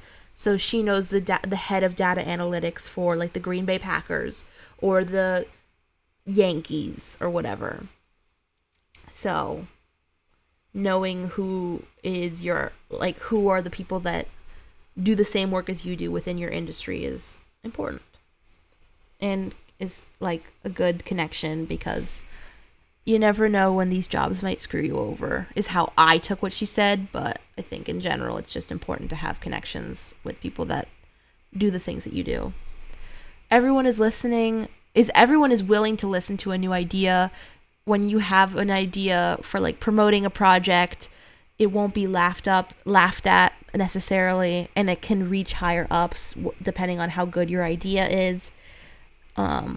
And you should feel really happy about the fact that when you have the opportunity to your CEO, and your CEO, like, she works with a CEO that particularly listens to the things that she says and makes an effort to listen to the things that interns say, you should be really happy about that if you wanted to work for her company. This is about the point where we started working in breakout rooms, and I specifically went to the DreamWorks breakout room, and the first thing Sarah said was, recruiters only look at resumes for 6 seconds. During my interview with that Career Connect guy at my college, he also said the exact same thing. Recruiters only look at your resume for 6 seconds. She specifically said, make your resume clean and easy, have attention to detail, don't make it super complicated. She was talking about how she saw really gorgeously done resumes that have a lot of art on them, but the thing that was really frustrating about that is that she couldn't read them. So having it be simple is better than having it be really artistic. Have attention to detail. If you are someone that reads scripts, talk about how you read scripts. Like, highlight that you love reading. Maybe that's in your cover letter. Maybe that's in your resume. It sounded like it was in your cover letter, but it was hard to tell.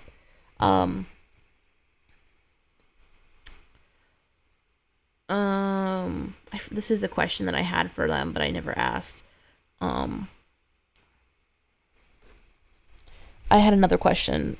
Okay, the questions that I wrote down were like, people tell us to do research, but what does that look like on a resume? How do you present yourself as a good fit for a team?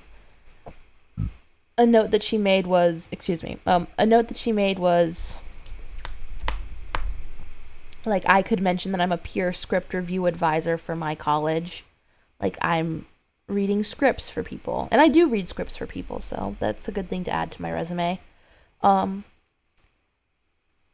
There was a current intern from DreamWorks at the Zoom call, and she was like, oh, the work culture at DreamWorks doesn't feel cutthroat. People aren't trying to take my job. I don't feel threatened.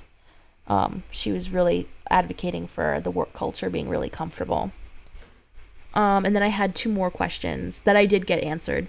My question was, what department would be working as a producer? I never actually got the answer to this question because it was too specific. Like, she wasn't there to answer that particular question, but I wanted to try it. And then I had another question of like how to look for, or like how to pay attention to what a company is exporting when you want to be involved in something that's particularly behind the scenes. In my case, I want to be a producer, and that's super behind the scenes. How do I like acknowledge producers because they're involved in all the output? But like, how do I like pay attention to that part of the thing? I guess is what I'm trying to say.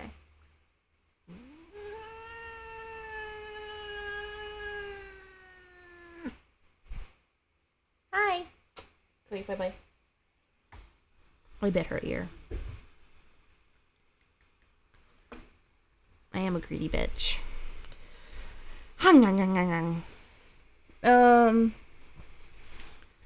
My answer to that was Python is important in DreamWorks. I was supposed to send that to a friend because I have a friend that works in game design, and I wanted to flex to him that I went to a recruiter meeting.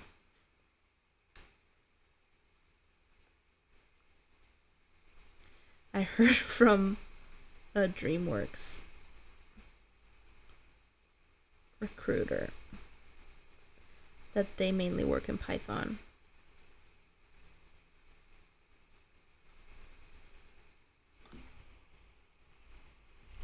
He's gonna like look at that and be like, girl, it's 10:36 in Chicago. Why the fuck are you texting me?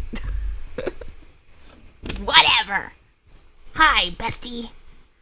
Oh my god, I'm so sorry. That was so loud. Whatever.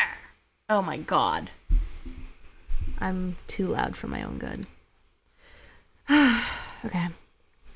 Oh, her response was probably feature and TV production. So that's the kind of thing that I should apply for if I want to work at DreamWorks.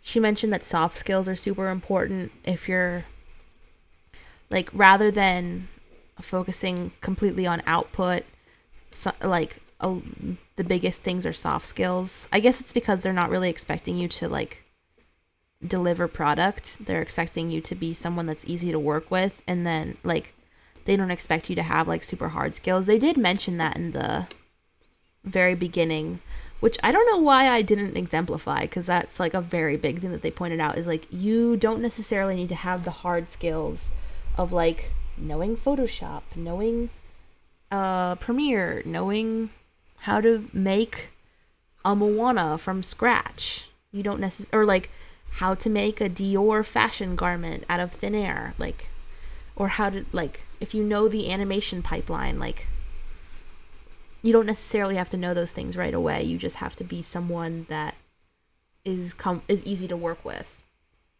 This sucks. Most applications for production. She was saying that in DreamWorks, most applications tend to be for production out of all of the positions within DreamWorks.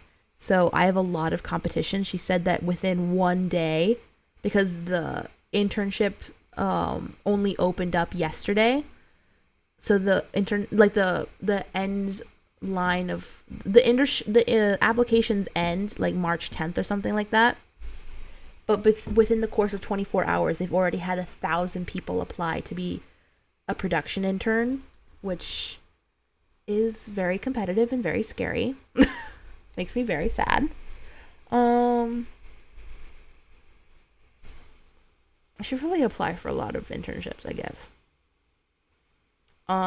She was saying if you get the opportunity to get an interview with an interviewer, look up who they are. If they tell you their name, like if you're invited to like a calendar thing, try to find out what's the name of your interviewer so you can look them up. And she was like, if you think that's psycho, don't worry about it. Like, it's going to help you in the long run. If you think it's psycho, it's not. It's not necessarily psycho. It's just being dedicated. She mentioned that specifically for me, I should have a good understanding of what is the animation pipeline if I want to be a good producer. Like, I should understand how the process works so I can do my best to be a good producer. And she was talking about how there's a lot of people that are artists that go and work in the production outline, the production field, and then they eventually transition to be like storyboard writers or like model creators. Like if you want to make the model for Shrek. There's someone whose job is just like making the shell of Shrek or Donkey or Kung Fu Panda. And if they have the knowledge of what it's like to be in production, it's going to help them be better animators. She mentioned that there's a specific video that talks about the DreamWorks animation pipeline, and we could probably watch that. As a production coordinator, you'd want to ask someone what's their day-to-day look like and what keeps them going when it comes to working there. And this is where I mentioned that artists shouldn't be afraid. Artists shouldn't be afraid to apply to production stuff. And that's impressive. Like, if she's saying that there's already 1,000 people that have applied to be a production intern, and she's saying that more people should apply to be a production intern, like, that's impressive. I don't know. NBC starts applications sooner than DreamWorks, which I knew, because, like, NBC started applications for their internships, like, maybe in the beginning of December or November, and I think their internships applications ended around, like, December 25th or something like that, and I got rejected from NBC as an intern, like, in January, and that was really sad. They were like, sorry, babes, we're not going to pursue you. Which is really sad, because I think I wrote a good cover letter, too. But I guess it wasn't good enough. And also, this was at UCLA. I don't think any DreamWorks recruiter is going to come to LA Film School and be like, give me your resume, baby. Maybe they would. I would like to think that they would. But it's really stressful to think about. I don't like thinking about it. What else? Oh, this is so much talking. I can't believe we've been here for 2 hours. I can't believe I haven't shut up in 2 hours. That is so weird. She was like, read the job description, because a lot of people don't. See if the program of being an internship fits your schedule, because when you're an intern at DreamWorks, it's a full-time position. You do get paid, but you're working like 40 hours a week, and you have to see if that works with your college schedule. And I mean, it honestly wouldn't with mine, but an internship is so fucking valuable. I would figure out a way to make it work. So, yeah.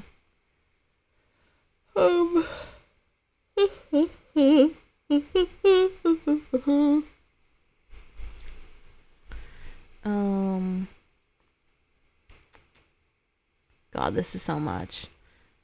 Interviews are like 30 minutes, and they're usually just one round. Some interviewers will ask for writing samples. 2 weeks after the applications close, you'll hear back from recruiting departments. The job market can really shock you. She was talking about her personal experience working in the job market, because she went to like UC Irvine to learn psychology, and then she became an education counselor at like a middle school or a high school, and she was like, we're a recruiter for middle schoolers and high schoolers? I don't know. She was doing something within the education system. I think she was a counselor. And then she, right out of... No. So, okay, so she worked as in psychology at UC Irvine, and then she got her master's right out of college at La Jolla Marymount. And then she got a job within her college where she was a counselor at the college, helping college students, I guess, or helping high schoolers get into college. And then after working at La Jolla and getting her master's in counseling, she applied to a bunch of places, and with her experience, she got accepted from a bunch of places, and she was really surprised that she got accepted from a place like DreamWorks. It sounded like her job hunting experience ended pretty quickly, which is pretty cool. I mean, I don't think that's what mine is going to look like. I think mine is going to be the trenches, but can't always get what we want. So, whatever. But yeah, she was saying that her job experience wasn't that evil, even though it is evil. It is evil, I promise. The conversion rate from intern to full-time job is very high, according to her. There are 3 internship seasons within NBC, which is spring, summer, and fall. Then I asked the question of, can we reference you in the application? And she was like, yeah, because I'm going to be the one reading your application. And she was like, do it specifically in cover letters. She mentioned that you're only hired for 1 season when you're applying for an internship. And there are extension opportunities, and you can have your extension. You can get an extension when being an intern twice. So you could work for in total 3 seasons. And then you can apply for different positions within DreamWorks after a successful internship is over. And she was like, send a really good cover letter. Cover letters make really good impressions to recruiters. And if they're really good, she would send them to the hiring teams, especially if the hiring teams request them. But some hiring teams request that you don't send cover letters, so it depends. Don't list your resume within your cover letter. Why did you submit the specific role at she wanted me to question myself, like, why would I submit for this specific role at DreamWorks, and why would I want to work at DreamWorks specifically? Which I find really stressful, because, like, I don't like all of the DreamWorks movies. If we had to look up DreamWorks movies, let's look them up. Because you know me. You know. I'm a Miyazaki girl until the day I die. So if I say that my favorite movie is Whisper of the Heart from Miyazaki, not from Miyazaki, but from Ghibli, they're going to be like, bitch, why are you applying to work with us if your favorite movie isn't even made by our company? Why aren't they letting me click on the films produced button? This is fucking annoying. I keep on pressing, like, view 45 plus more for the films produced by this company. It's not working. Fuck you. I guess I just have to look it up within Wikipedia. Okay. The Peacemaker, Amistad. These don't even have the pictures of the movies. They did Saving Private Ryan? Oh my god. They did Ants, The Prince of Egypt. I'd probably say The Prince of Egypt is maybe my favorite DreamWorks movie. In Dreams, Force of Nature, The Love Letter, The Haunting, American Beauty. American Beauty is a very good movie. Galaxy Quest, The Road to El Dorado, another really good movie. Gladiator, Road Trip, Small Time Crooks, Chicken Run, another good movie. What Lies Beneath, another good movie. Almost Famous, Meet the Parents, The Contender, The Legend of Bagger Vance, Castaway, that is crazy. An Everlasting Peace, The Mexican, Shrek, Evolution, AI, The Curse of Jade Scorpion, The Last Castle, A Beautiful Mind, The Time Machine, Hollywood Ending, Spirit, that's hilarious, Minority Report, Road to Perdition, I don't know. Tuxedo, The Ring, Catch Me If You Can. Oh my god, Slay. Biker Boys, Old School, Heads of State, Sinbad, Slay. Seabiscuit, Slay. Anything else? The Cat in the Hat, not Slay. Hated that. Oh, Sam responded. That makes sense. Python is pretty common. He ruined that. We're never texting him back. He's so boring. He's like, makes sense. Whatever. I'm the asshole because he's a game design major and not a animation major. Whatever. A Date with Tad Hamilton, Eurotrip Envy, Shrek 2, The Stepford Wives Terminal, Anchorman, Collateral, Shark Tale, Working at the Car Wash, Surviving Christmas, Lemony Snicket, A Series of Unfortunate Events, such a good fucking movie, Meet the Fockers, The Ring 2, Madagascar, War of the Worlds, The Island, Red Eye, Just Like Heaven, Wallace and Gromit, The Prince of Defiance, Dreamer, Memoirs of a Geisha. That's also another good movie. That's so slay. Munich, Matchpoint, She's the Man, another slay movie. Are these really done by DreamWorks? That is so crazy. I did not know that they did Dream. Oh my god, they did She's the Man. I love She's the Man. The Last Kiss, Flags of Our Fathers, Dreamgirls. Love Dreamgirls. Letters from Iwo Jima. Another movie that I've been told that I should watch. Perfume, The Story of a Murderer, Norbit, Blades of Glory, Disturbia, Transformers. That's crazy. The Heartbreak Kid, Things We Lost in the Fire, The Kite Runner. Another crazy one. They did Sweeney Todd. I fucking love Sweeney Todd. Shut the fuck up. Did they actually do Sweeney Todd? No, you're kidding. Sweeney Todd? DreamWorks? Did they really do that?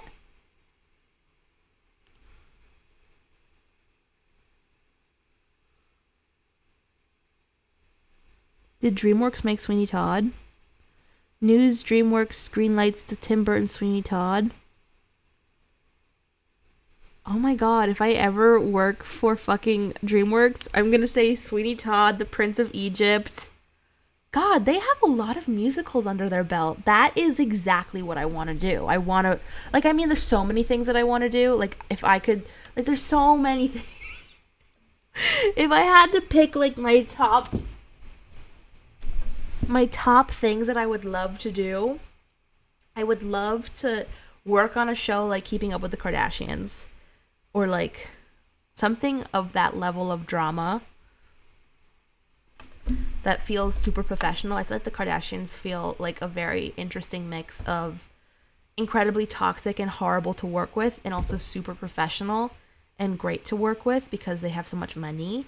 But also you hear about how so many people have terrible experiences with working with the Kardashians, so it's a very interesting, like, thing. I would want to make musicals. I would love to work with... What's that fucker's name? Wait. I'm like, is your name... Oh. It's, yeah,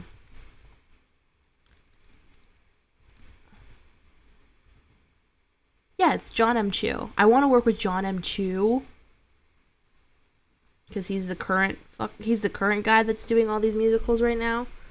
But I would love to do a Sweeney Todd, The Demon's Barber of Fleet Street. Even though I was terrified of that movie and I don't think Tim Burton is the best human being, I would have loved to be able to see Sweeney Todd get made. Ugh. Okay, The Ruins, Tropic Thunder, Ghost Town, Eagle Eye, Revolutionary Road, Hotels for Dogs. Did not want to watch that movie as a kid. Also, you're not supposed to say movies that you're like DreamWorks.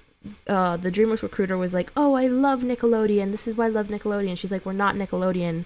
We're DreamWorks." But if you said like your favorite movie was a movie that was specifically a co-production with Nickelodeon, that might be an awkward conversation. Maybe like if they wouldn't want me to talk about how Sweeney Todd because it's a co-production with Warner Brothers. That's gonna be complicated. But anyway, I Love You Man, Transformers, Revenge of the Fallen, Up in the Air, The Lovely Bones, a collaboration with Paramount. That's crazy. She's Out of My League, Dinner for Schmucks, Little Fockers Again, No Strings Attached, 1,000 Words, I Am Number 4. Oh my god. I remember I Am Number 4. That is so weird. Cowboys and Aliens, The Help. I love The Help.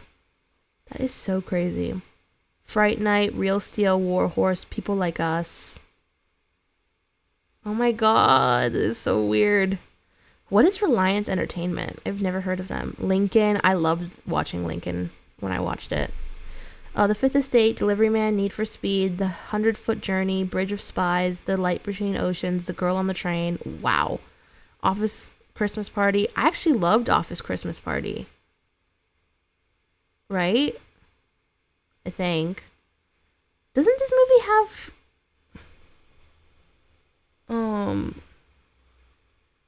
Yeah, it has Jennifer Aniston in it. Yeah, I love this movie. Yeah, I really like The Office Christmas Party.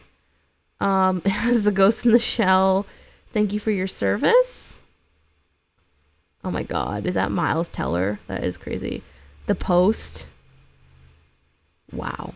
First Man, Green Book. I can't believe Green Book was 5 years ago. That is so disgusting. How the fuck is that movie 5 years old? That is so frightening. I feel like the Green Book came out like 2 years ago. Welcome to Marwen. Oh my god, that is so crazy that these movies are 5 years old.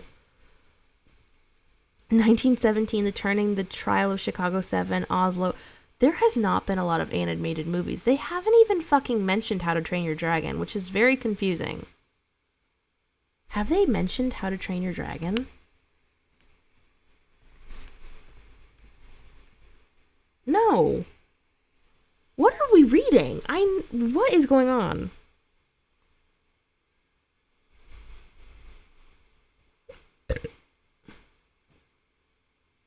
Oh, but there's like different things, like DreamWorks Animation and then DreamWorks Animation Productions.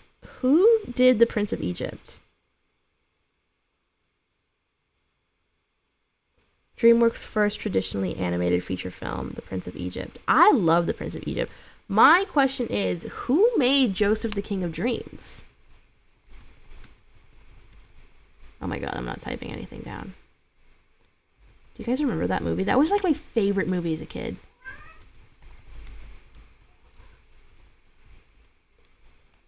Who made this? Is Joseph King of Dreams on Netflix? I would love to watch this movie. Is it on Netflix? Oh my god, I'm shaking. I have like a little shiver. Nope, it doesn't. It doesn't exist. That's sad. It makes me sad. I would love to watch that.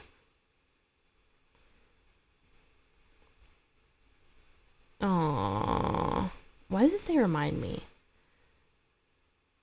This title will appear on my list when it becomes available. I love Joseph King of Dreams. Who made Joseph King of Dreams? DreamWorks.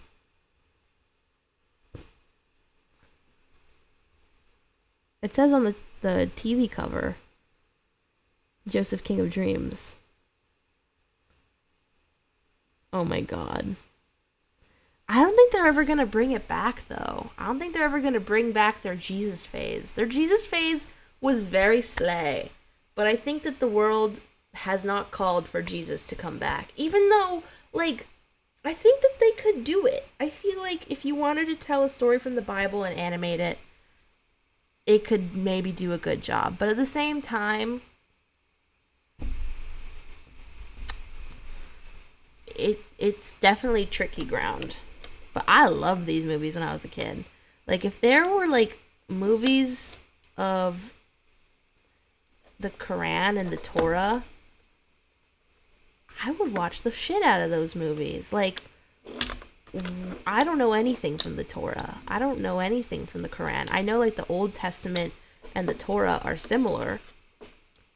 But, yeah. Where are there like Muslim movies about the Quran? Are there kids movies about stories from the Quran? Muslim Kids TV. Al Qasas, a retelling of the stories in the Quran, is a manner catered to children. Mama and Lulu, a television series following Lulu and her mother on a journey of learning and ethics. Lulu around the world follows Lulu around the world. She shares interesting facts, histories, and landmarks. Is there a kids movie about the Prophet Muhammad? Muhammad the Last Prophet from 2002 is an animated religious epic film. Oh my god, what is Muhammad the Last Prophet? I want to watch that. We're gonna get so in trouble if we do. It says that 91% of people like this movie, and it got a 7.5 on Rotten Tomatoes. And it's done in English and Arabic.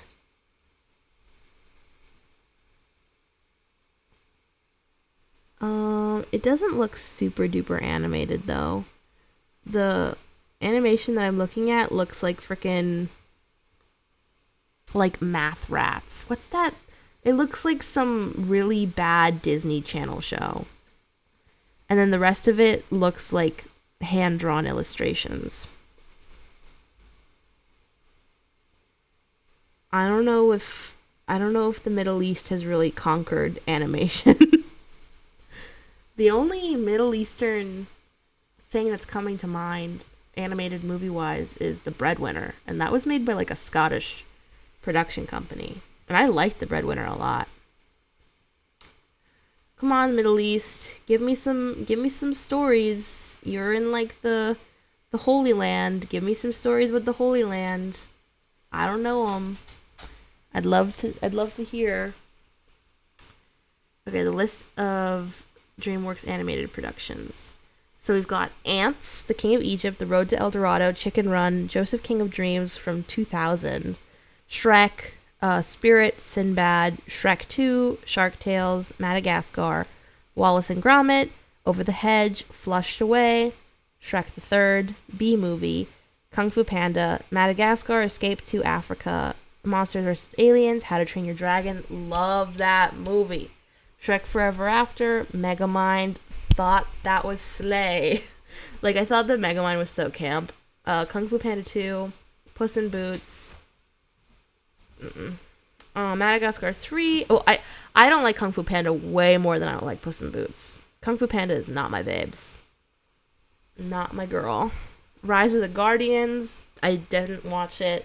The Croods. I technically remember going to watch it in theaters, but it felt kind of cringy. Turbo. It's a snail. What do I care about snails? Mr. Peabody and Sherman. I think I did watch that movie, but I'm not a man. I don't care about men or boys. How to Train Your Dragons 2. One of the most beautiful epics I've ever seen in my fucking life. And I cried so hard that there were tears down my neck. Penguins in Madagascar. Fuck off. Home.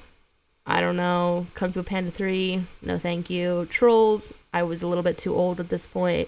The Boss Baby. That was a meme. Captain Underpants. That was my childhood being brought back in my teenage years. How to Train Your Dragon: The Hidden World. I actually didn't watch that because I was too old, and yeah. Abominable, nope. Trolls World Tour, nope. Croods: The New Age, nope. Spirit Untamed, what? The Boss Baby, The Bad Guys, Puss in Boots. I want to watch that. Okay, the last thing I wanted to watch out of their newest things is the How to Train Your Dragon movie and the Puss in Boots movie. Because I heard the Puss in Boots movie is, like, top notch. And then their upcoming films look like Ruby Gillman, Teenage Kraken, Trolls 3, Kung Fu Panda 4, and then 2 other films. They're pretty booked. That's a lot of movies in the next 2 years. Wow. But yeah. It seems like they've been working a lot with Universal Pictures. I'm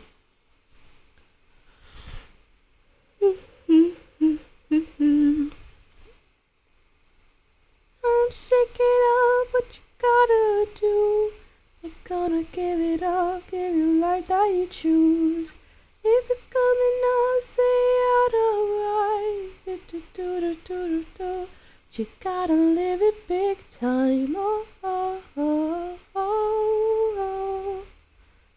my god. I love The Prince of Egypt. I watched it recently. I would love to watch Joseph King of Dreams, even though I don't think it's that musical. If I had to list my favorite DreamWorks animation movies, Definitely The Prince of Egypt.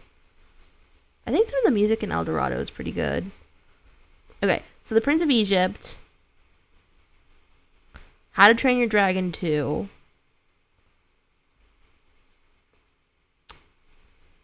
Yeah.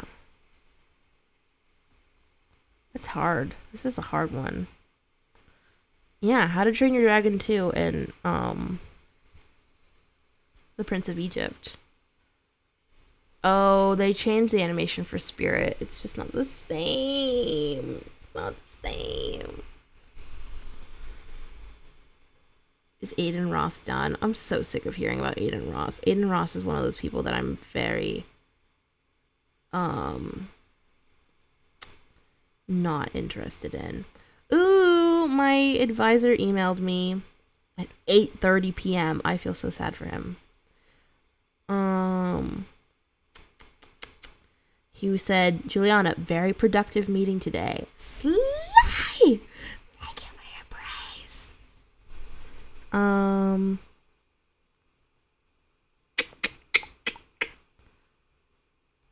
Keep me posted if you get a call for the internship this weekend.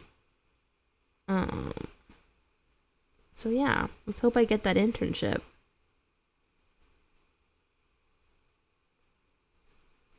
Meow. Okay. Well, that's everything I've done today. Like, how long did this take me to talk about? 2.5 hours. Jesus fucking Christ. Thank you for meowing back. Oh my god. Meow. Oh my god. What is wrong with you? Hello. Hi. Oh my god, Pepper like screamed in my face. The first day I watched you, I think it was 6 hours. You know, I strive to talk for as long as humanly possible. There's no way that the stream is going to be 6 hours long. But, you know, I hear that as a very good thing. I can't believe you stayed for 6 hours. I was editing. Bitch, we're still editing. We're still editing. I said I was going to pee like 3 hours ago. Can you believe I had to pee 3 hours ago? And I was like, fuck it. It's fine. It's fine. I don't have to pee. And I don't. Oh my god. I do. But like, I don't want to like murder someone. I have to pee so bad. I just have to pee a little. Oh my god. But we've talked the whole thing through. Tears and all. And maybe we should apply to work at DreamWorks. I mean, 1,000 people have already applied to be the production development intern, which I applied to do at NBC, and I did not get.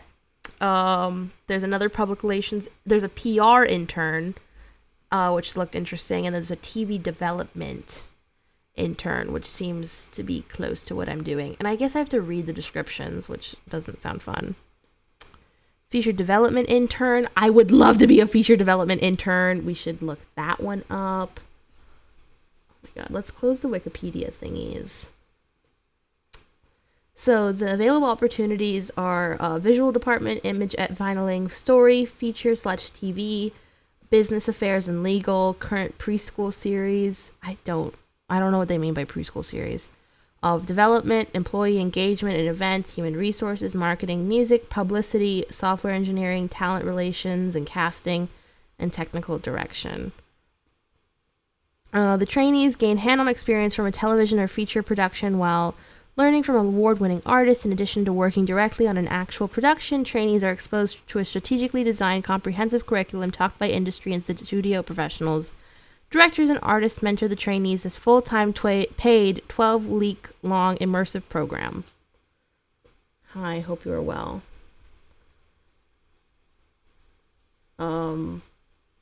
Actually, I'm dying. What do you want from me? To say that I'm thriving and everything's going well and the world won't end and apocalypses aren't real? There, I said it. Apocalypses aren't real. I am decent. I could be dead, but I am alive. Would I say I'm thriving? Nope. I would say I'm surviving, but I do appreciate the sweet sentiments. It's a very nice gesture. That's all I got. That's all I got. That's all I got for ya. Okay. Was that really pitchy? How did that sound? That's all I got. That's all I got. Oh my god, that is so loud. Sorry. At least you are alive. Thanks for the both of us. Okay. You get it. You get it. You were reading this or talking. You know, I don't know what you're talking about, Lorena. I'm gonna ignore you. I'm gonna ignore the shit out of you.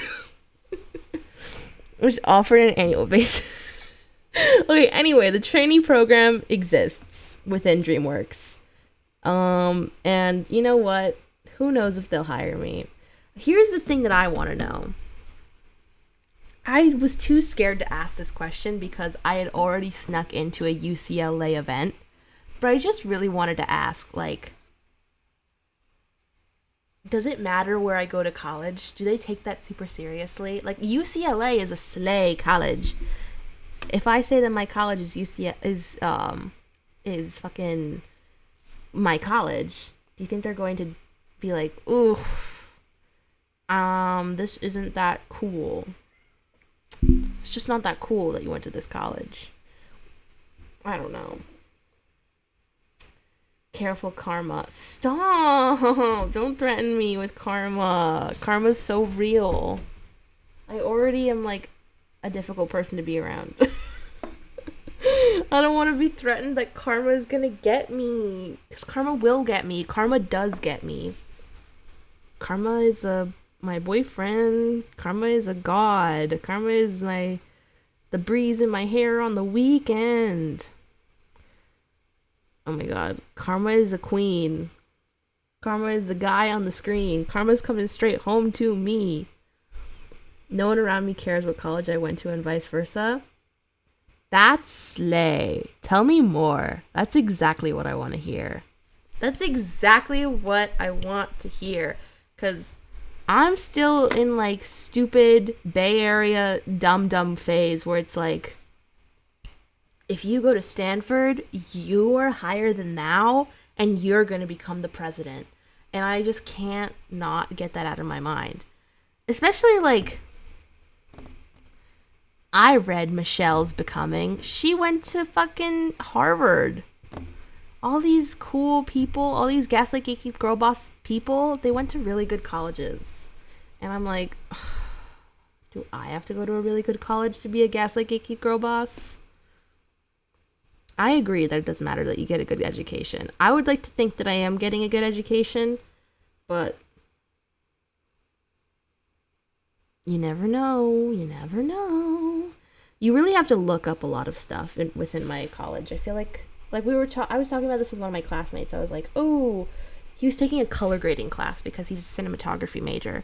And I was like, oh, color grading. I want to take that class. And he was like, dude, don't just take the class, like, look it up on YouTube. Like, YouTube is going to help you color grade. Like, these teachers only help you for a month, but, like, it's way more than a month's worth of knowledge. Like, you need to keep learning about this shit. I'm like, yeah, you're so right.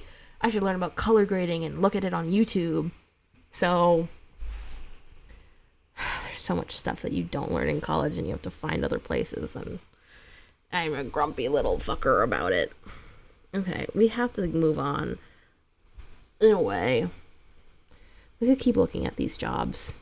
There's DreamWorks feature writer or feature lighter. I don't know, feature lighter, like lighting characters. I don't even know what that means. DreamWorks production coordinator. That is exactly what I would do, but that's an associate. That's not an internship. Okay, never mind. Story artist. Have we run out of internships? We have. Okay, so we want to apply to 4 internships. 1 for production development. Let's read the description. DreamWorks Animation is looking for more adventurous dreamers who shoot for the moon. We tell stories about the journeys of our unconventional heroes take to make dreams come true. As a growth-minded studio, we pride ourselves on being one of the world's leading producers of high-quality, award-winning animated films and series. Reaching consumers around the globe, we push to feel more, laugh more, and build immersive new worlds. DreamWorks creates a diverse array of content, of original content in a variety of formats, delivering compelling stories with unique characters. We place tremendous values on the experiences our talent brings to the table. From their own non-traditional paths to success, we believe in frequent communication and that transparency and trust yield the best work. Oh my god. So many words. So many words. Oh my god. We are a community of artists, technologists, innovators and creators who are passionate about animation and also happen to love eating lunch together. Are they really about to be fucking corny? Are they supposed to be like, we're approachable, we're cute, come hang out with us, do you want to eat lunch with us? We love eating lunch together. What if I have an eating disorder? Okay, you know what? Am I supposed to eat with my bosses? I probably am. I'm supposed to probably hang out with like the CEO. I'm supposed to hang out with like impressive award-winning directors when I go, because they say that it's like a college campus. Like the Glendale office is a college campus and it's super big, and the recruiter was talking about how it feels like a college town, and it also sounds like she works from home. So that was interesting. I want to work from home too, so slay. In the DreamWorks internship program, interns work in an engaging and inciting environment alongside creative leaders and artists who are committed to building an inclusive and collaborative culture. Interns are immersed into TV and feature animated productions while gaining hands-on experience at our studio. Open to students and recent graduates, we love those who are driven and hungry to learn. I am a student. Okay. Oh my god, this is so scary. What if, like, I only have a year's left worth of internships to apply for? I should have started applying for internships last year. I feel like I've only started now. What if I don't get an internship? Oh my god. I hate this game. I hate life. I hate the drama and conflama of it all. Like, I hope that all of this effort into looking for an internship will actually get me one. Because goddamn. Goddamn. Okay. Okay, where were we at? We love those who are driven and hungry to learn, are curious and resourceful, and most importantly, are passionate about animation. I am passionate about animation, but like, I'm really passionate about like the Studio Ghibli shit. How do I bring Japan to America? How do I bring shoujo manga to America? Oh my god, they used a hashtag in this. We're gonna kill them with our minds. The karma of them using a hashtag living the dream and hashtag doing your dream work. That is so cringe. That is so fucking cringe. The internship program also showcases best-in-class opportunities by offering executive speaker series, professional career development workshops, and artistic classes. You get to practice art tests, community outreach and opportunities, movie screenings, and so much more. If you are part of the fandom and believe teamwork makes the dream work, join us. It's not slay. But also slay. If the whole point of putting in hashtags is for me to kick your ass and call you cringe, it worked. If I get the opportunity to call you guys cringe, if I get to call DreamWorks cringe and have them listen to me and be like, we are cringe, we're millennial trash.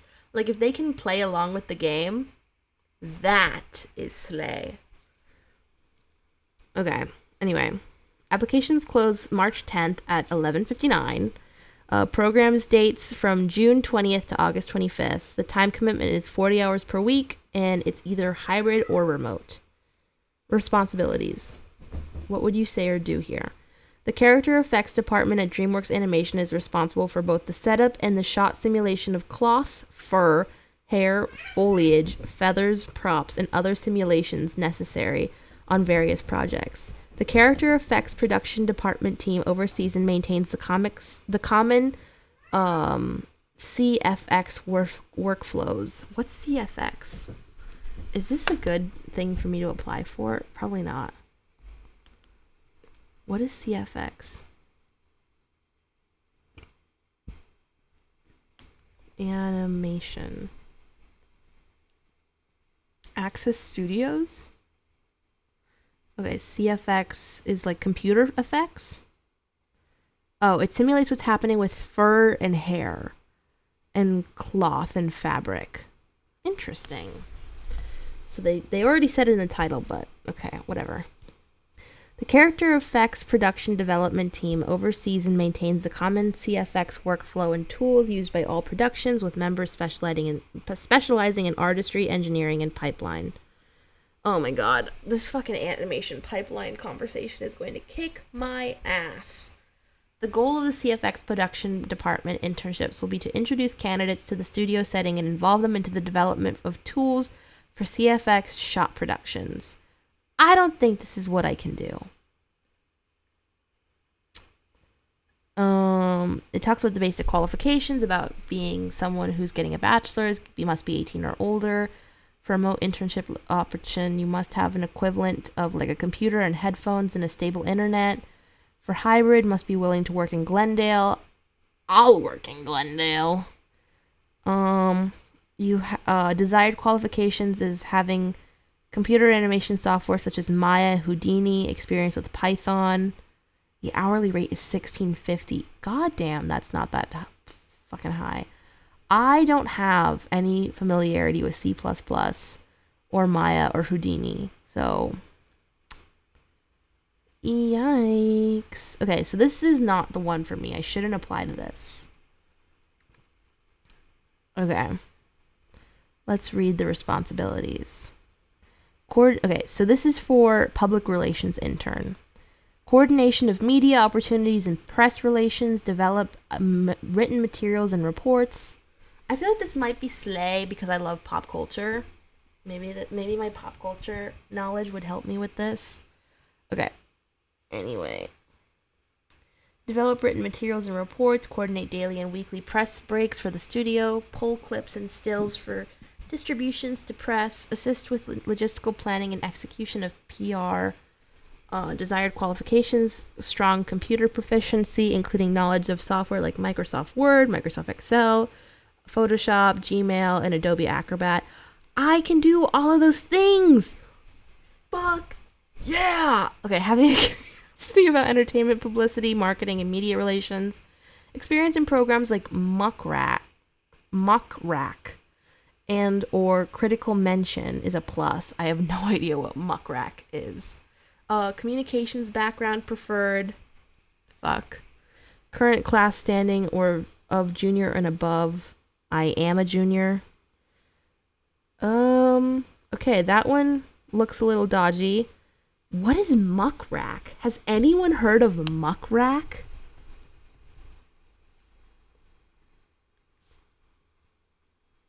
It's a software company made in Miami. It's an all-in-one PR platform. What the fuck? Save hours of time, automate tracking and reporting with optimizing your team's PR workflow. Well, they said that the hard skills aren't that important, so I'm gonna pretend like they really aren't that important. I don't know what critical mention is. We're going to leave that alone. We're still going to apply. I have enough skills to where I feel comfortable. I think I care about marketing. Okay, basic qualifications. Experience with Photoshop. I do. An interest in programming for all demos.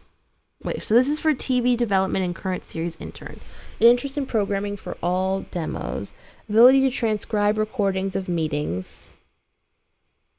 I can transcribe recordings of meetings.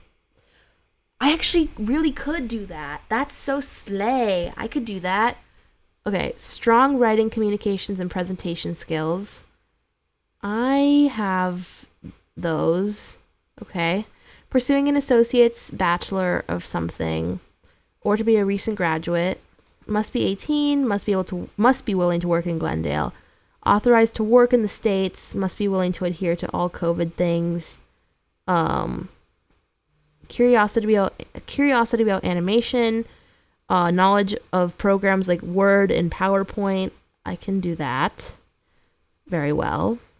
I actually did a lot of PowerPoint presentations recently, so I need more work in PowerPoint, but I felt comfortable.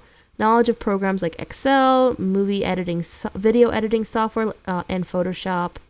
Current class standing of a junior. Okay, this is the one that sounds like the best fit, is TV development and current series intern. Feature development intern. This sounds pretty similar. Oh my god, I'm so excited. I want to work here. Kind of. They're not going to make another Prince of Egypt, though. Like, my dreams are shattered. If I say my favorite movie is Prince of Egypt, are they not going to like me? I should have fucking asked.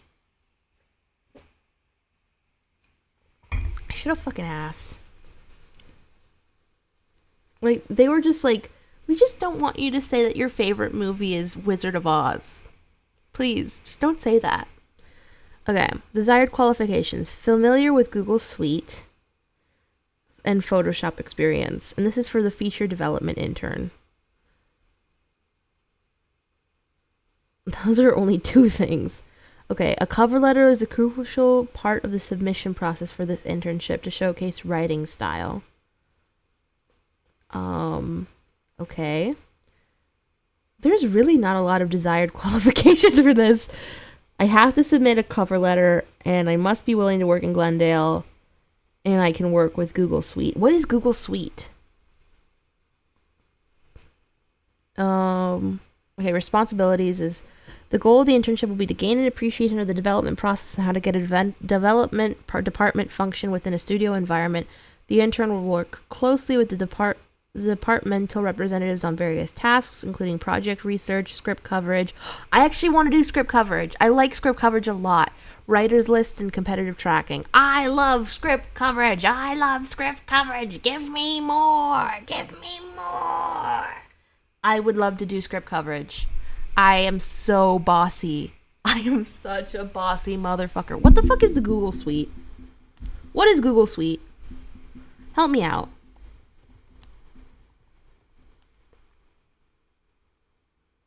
Gmail, Google Classroom, Workplace, Microsoft is not Google Suite.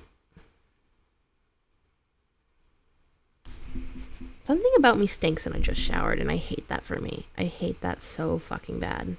Okay, so there's Mail, there's Calendar, there's Drive, there's like Google Chat, and there's this weird rectangle that I don't recognize.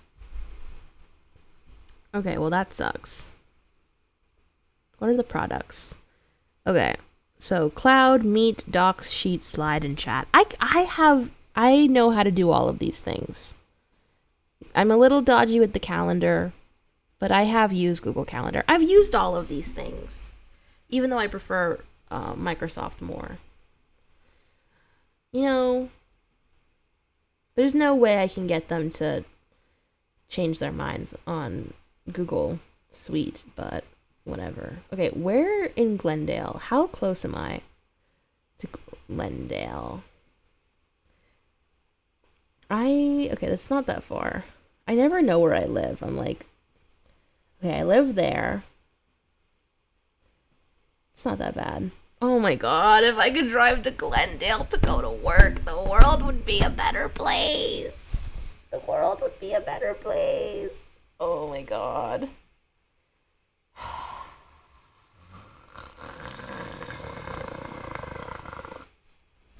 Okay. We have to stop. I have to stop being scary. I love that I'm finding any way to not work on my documentary. Like, please, give me something else to do. Aw, Cutie Cinderella's no longer streaming. How long was her stream for? It seems like it was short. Oh, Maya's offline already? Maya, you were only on stream for like a very short time. Okay, where's Cutie Cinderella? I hate that her name is Blair. It like confuses me.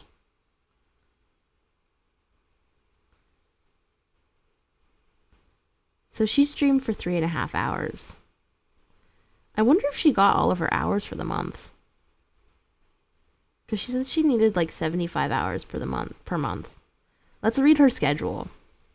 She streamed for 3.5 hours this past week. And then last week, she streamed for... Okay, let's do the math. We're adding it up, guys. 3.5 plus 11.75 plus 10 plus 6 plus... This one doesn't have a timetable on it.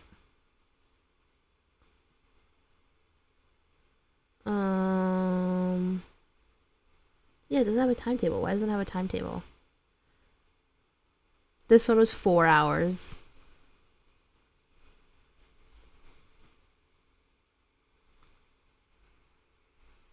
Okay. This one is 6 hours. Plus 7 hours. Plus 4 hours. And I'm being kind of generous. Ugh, why don't these have timetables? This one was 4.5. 4.5. Yikes. She's not looking too good.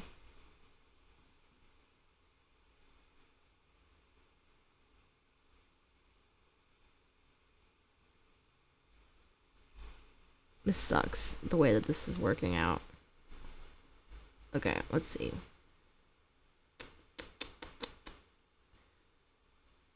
Okay, this one was 4 hours. This is fun. I should work for her. Cutie Cinderella, hire me.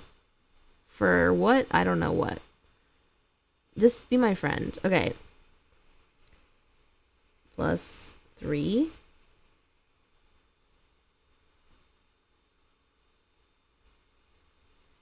What's this one? She streamed twice in one day. Is that a thing?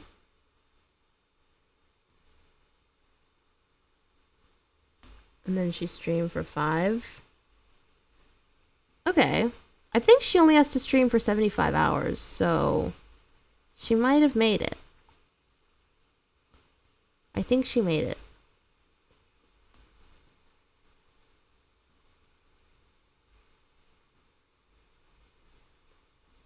Oh, Ira was there for that day. She had to stream twice. I probably am doing this a little bit ineffectively. Okay. So, from like 7 p.m. to 11 p.m. till 12:30. So from 7 to 12, what is that, 5 hours? Plus 2 hours plus... Okay, 6 hours. So she got to about 79 hours. Maybe a little bit more than 75 because I think I missed a stream.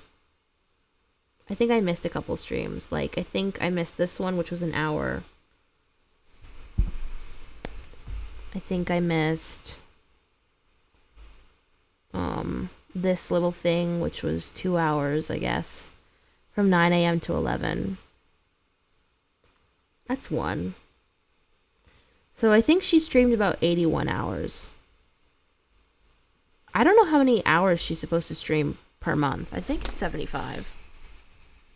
75 hours or something like that. So she did it. Nice job, Cutie Cinderella. That's so interesting. Owie, my hand hurts from doing all of that work. Ow. Oh my god.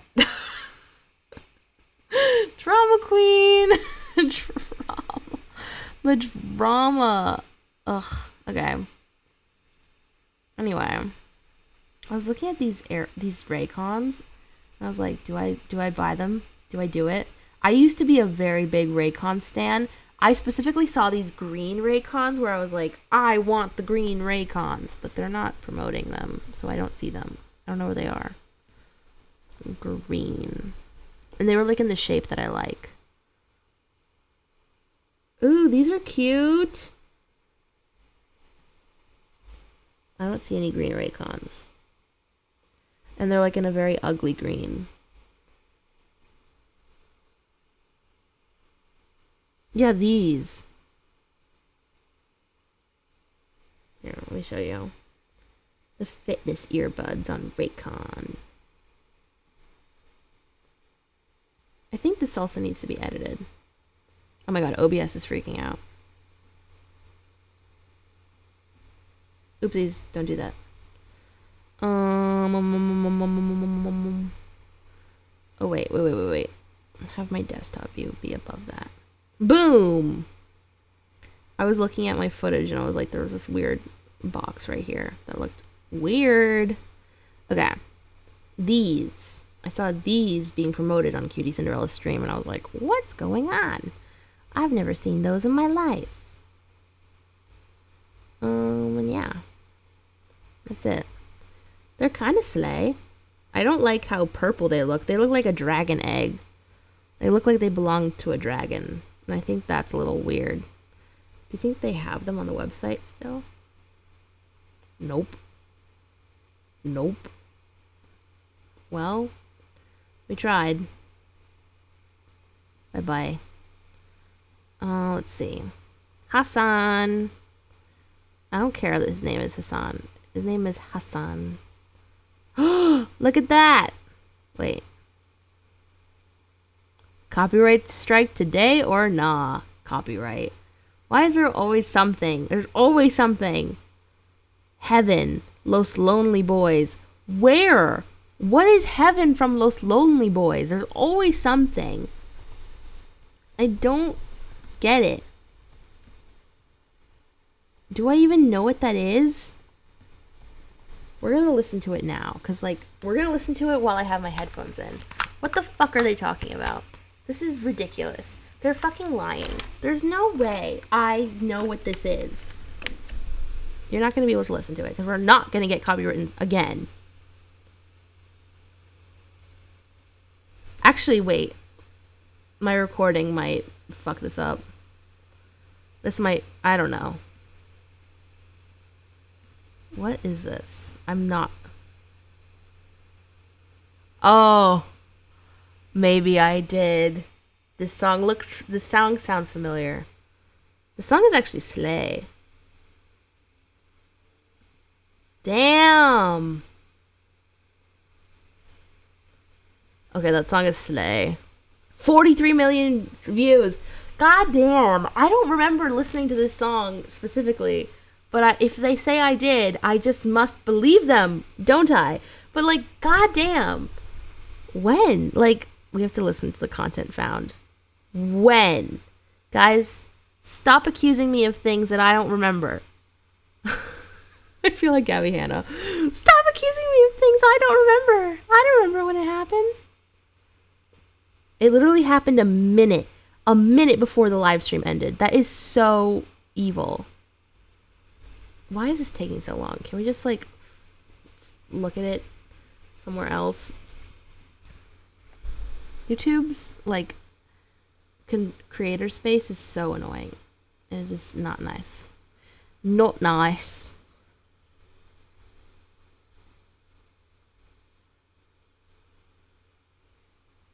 Ew, my, like, little face.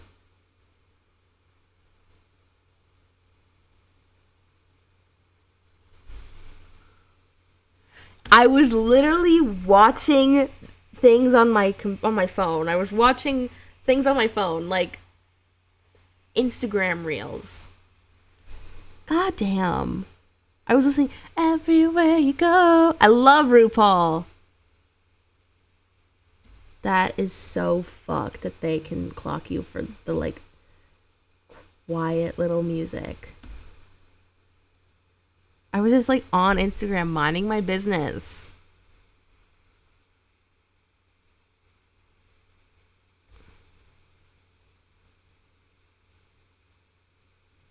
When was this said?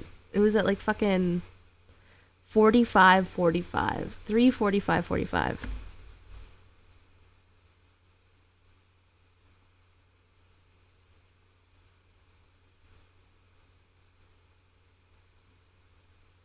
Yup, it's playing. Damn it. I really did it. I was listening to that song and I was like, this reminds me of Rascal Flatts. Damn it! I only listened to like, what? How many seconds? Apparently, like 10. Apparently, like 13 seconds. But it had no impact. But goddamn, they're really trying to get you. They're trying to get you with this shit. Oh my god. So cringe that they always try to get me. And they succeed! It's just copyright wherever you go. It's so fucking annoying. Okay, well, we're gonna stop looking at my screen. My screen isn't that fun. Can't believe we've been here for 3 hours. I will try to edit something. I'm thinking to myself, like, is there anything crazy that I'm doing tomorrow? I'm going to see a movie tomorrow in Brentwood, which is not going to be fun. I hate that I'm talking about this. Like, what? Are people going to go to Brentwood, to the movie theater that I'm going to, and just, like, go to the movies with me? What if they kill me? Oh my god, that's not fun. That's so not fun. I should shut up. Anyway, I am going to see a movie. I feel like that's the only thing I have tomorrow. I want to work out tomorrow because I haven't worked out in, like, over a week. I want to work on my edit because it's due Thursday. I should probably start working on it now. One thing that I really wish I had done today was I have my game, my China game that I love so much. I hold so dearly. It's The Perfect Tale. I don't think I played it yesterday. And the thing is that there's this cat that I wanted to get, and I think I'm running out of time to get him. And he's gone. He's gone. There was this fish cat that I wanted to get, and I didn't have enough coins to get him. And now he's been replaced by this cat, which I probably can get. Look at him. He's so cute. But I missed my opportunity to get that fish cat. He was so slay. Look at these. Look at this little house furniture. This is so cute. I might want to get that. I might want to get I will get the clothes. Let's get the clothes now, actually. Why are you not edited? Hurry up. What is wrong with you? There we go. We're going to grab those clothes. Those clothes aren't even that cute.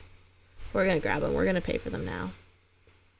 So I don't have to pay for them later. And I kind of like the mugs that I saw. I'm going to get the mugs. And then we're going to have to save up for this fluffy little cat. I'm sad that I didn't get the fucking cat.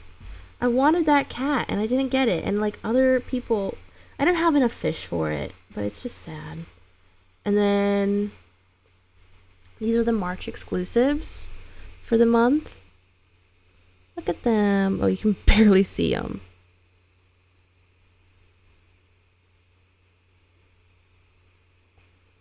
Okay, there. You see a wig, you see a dress, you see shoes, a headband, and then a different outfit. Like a boy outfit and a girl outfit.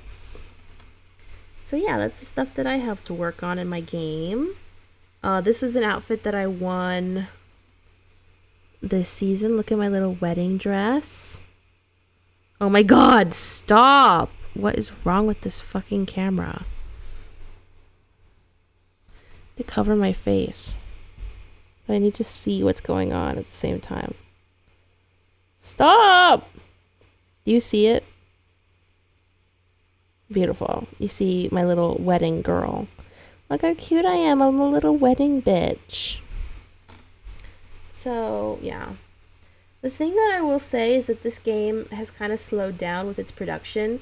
And what I mean by that is that it has like a fashion aspect where you are supposed to like work with customers to get fashion things.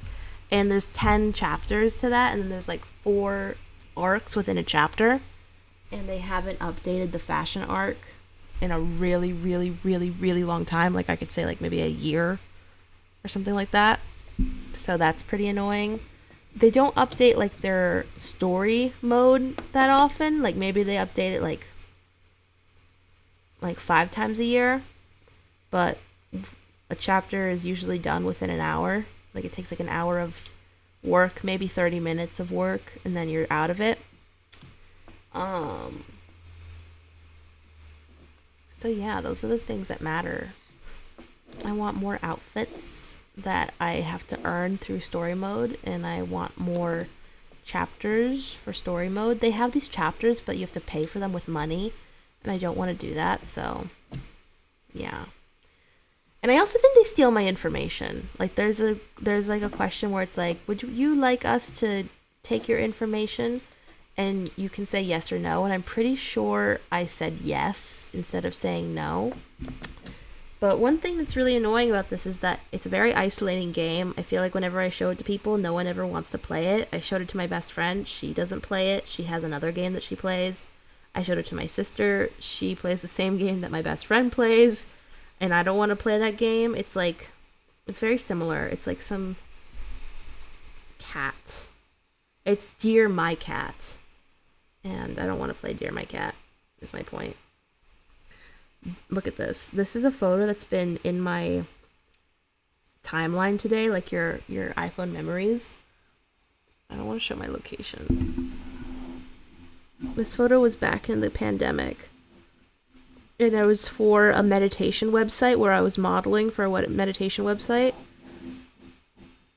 And it's just, I'm just such a California girl. I'm so beachy and slay. I think I look so good. I actually do look so good, but also, like,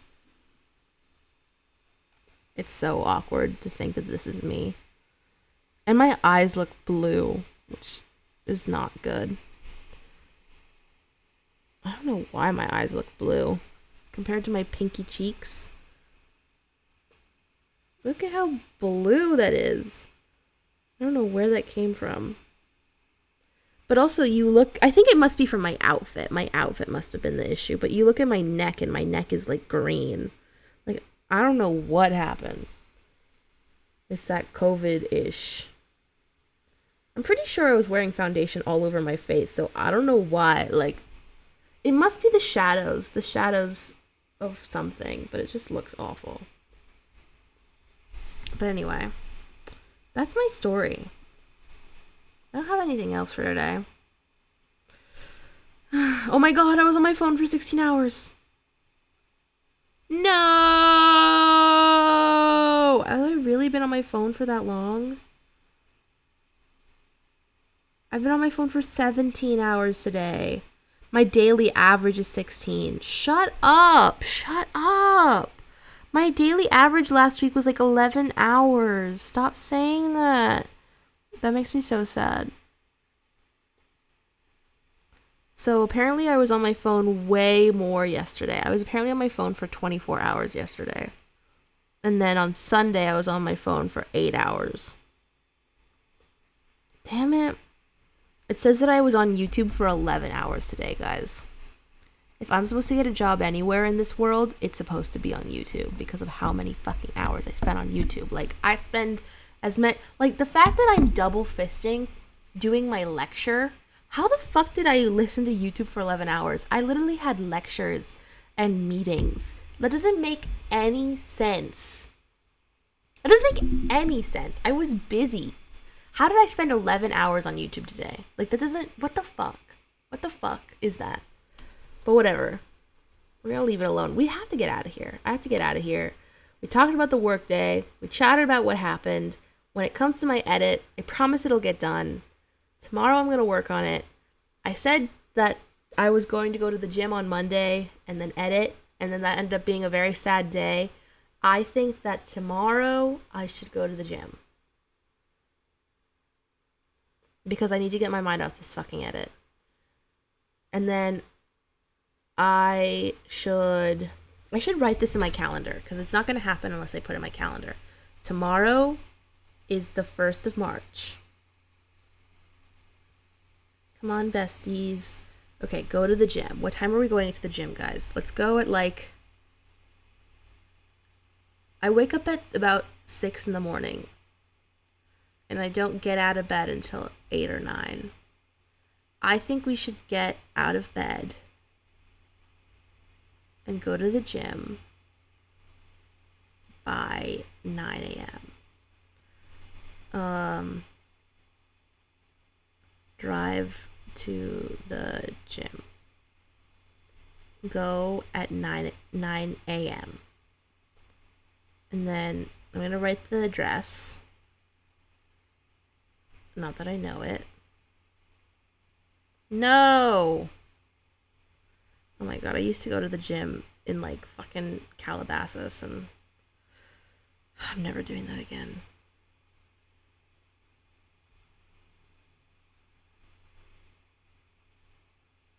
And I'm also never going to the 24-hour fitness in like oh my god, I can't fucking talk. I'm never going to the one in Hollywood. The one in Hollywood could eat my ass.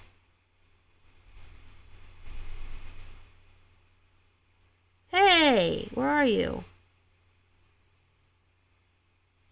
Hey! They don't want to look for the one that I go to.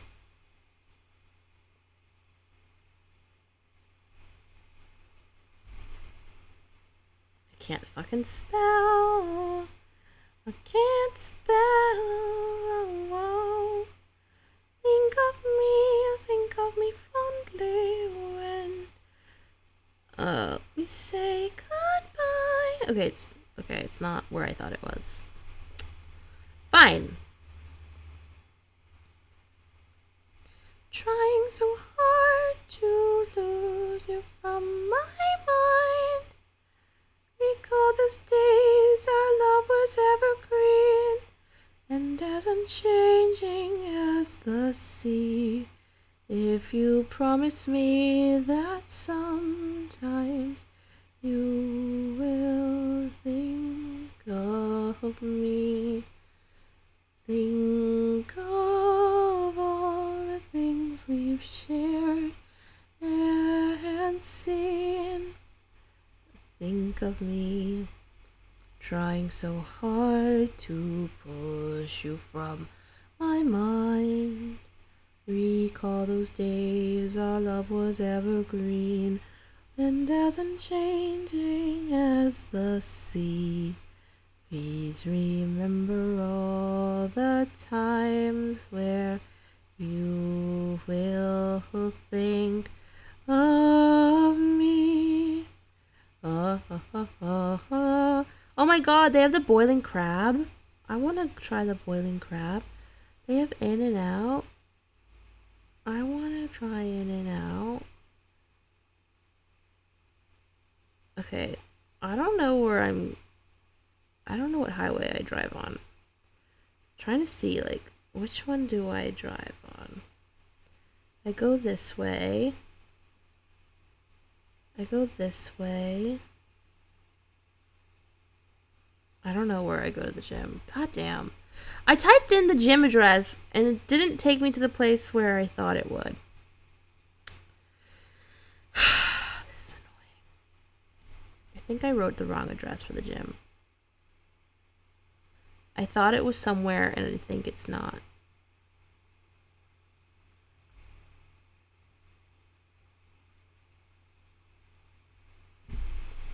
Okay, where's this address? Yeah, that's the right place. Okay. I shouldn't dox myself too fucking hard, but anyway, I wrote the wrong address to the gym. Okay, so drive to the gym at 9 a.m.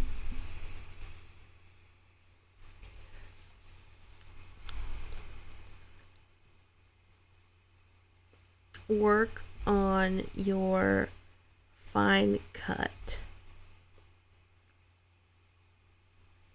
to make it a final cut. And we're going to do that at maybe 1 p.m. and then do an alert at time of event. And then 10 minutes before the time of event. I'm going to write make lunch at 12 and then alert me. So drive to gym, make lunch, work on Fine Cut, and then go watch the movie. Someone's birthday that day. Happy birthday. Her name is Jackie. Jackie, happy birthday. Happy 21st. Happy first day of Women's History Month. If I go to the gym at 9 in the morning, I won't have time to make breakfast. Okay, we should, eat yogurt, berries, and honey for breakfast. And we're going to do that at 8 a.m. We're going to make an alarm at time of event. Oh my god. Don't change the time. Okay, 8 a.m. Make an alert. Eat yogurt, berries, and honey. Okay, eat yogurt, berries, and honey. Drive to the gym. Make lunch. Work on your Fine Cut. And go see a movie. Slay! Okay, we've done it, guys. We're going to work on the Fine Cut tomorrow. We're going to work on it until the movie. I go to the movie at like 7:45, so I have from 1 p.m. until like 7 o'clock to work on that. So that's pretty good. 7 hours is all I got. Sorry that the microphone peaked because I used my sleeves as weapons. And yeah, thank you for being here. Boom. Can't believe it. Okay, I'm going to try to go to bed. I'm going to maybe watch YouTube videos. I'm going to brush my teeth. Yeah. Oh my god, I gleeked. Wow. Okay. Anyway. Bye-bye. Good night. Good night. Good night.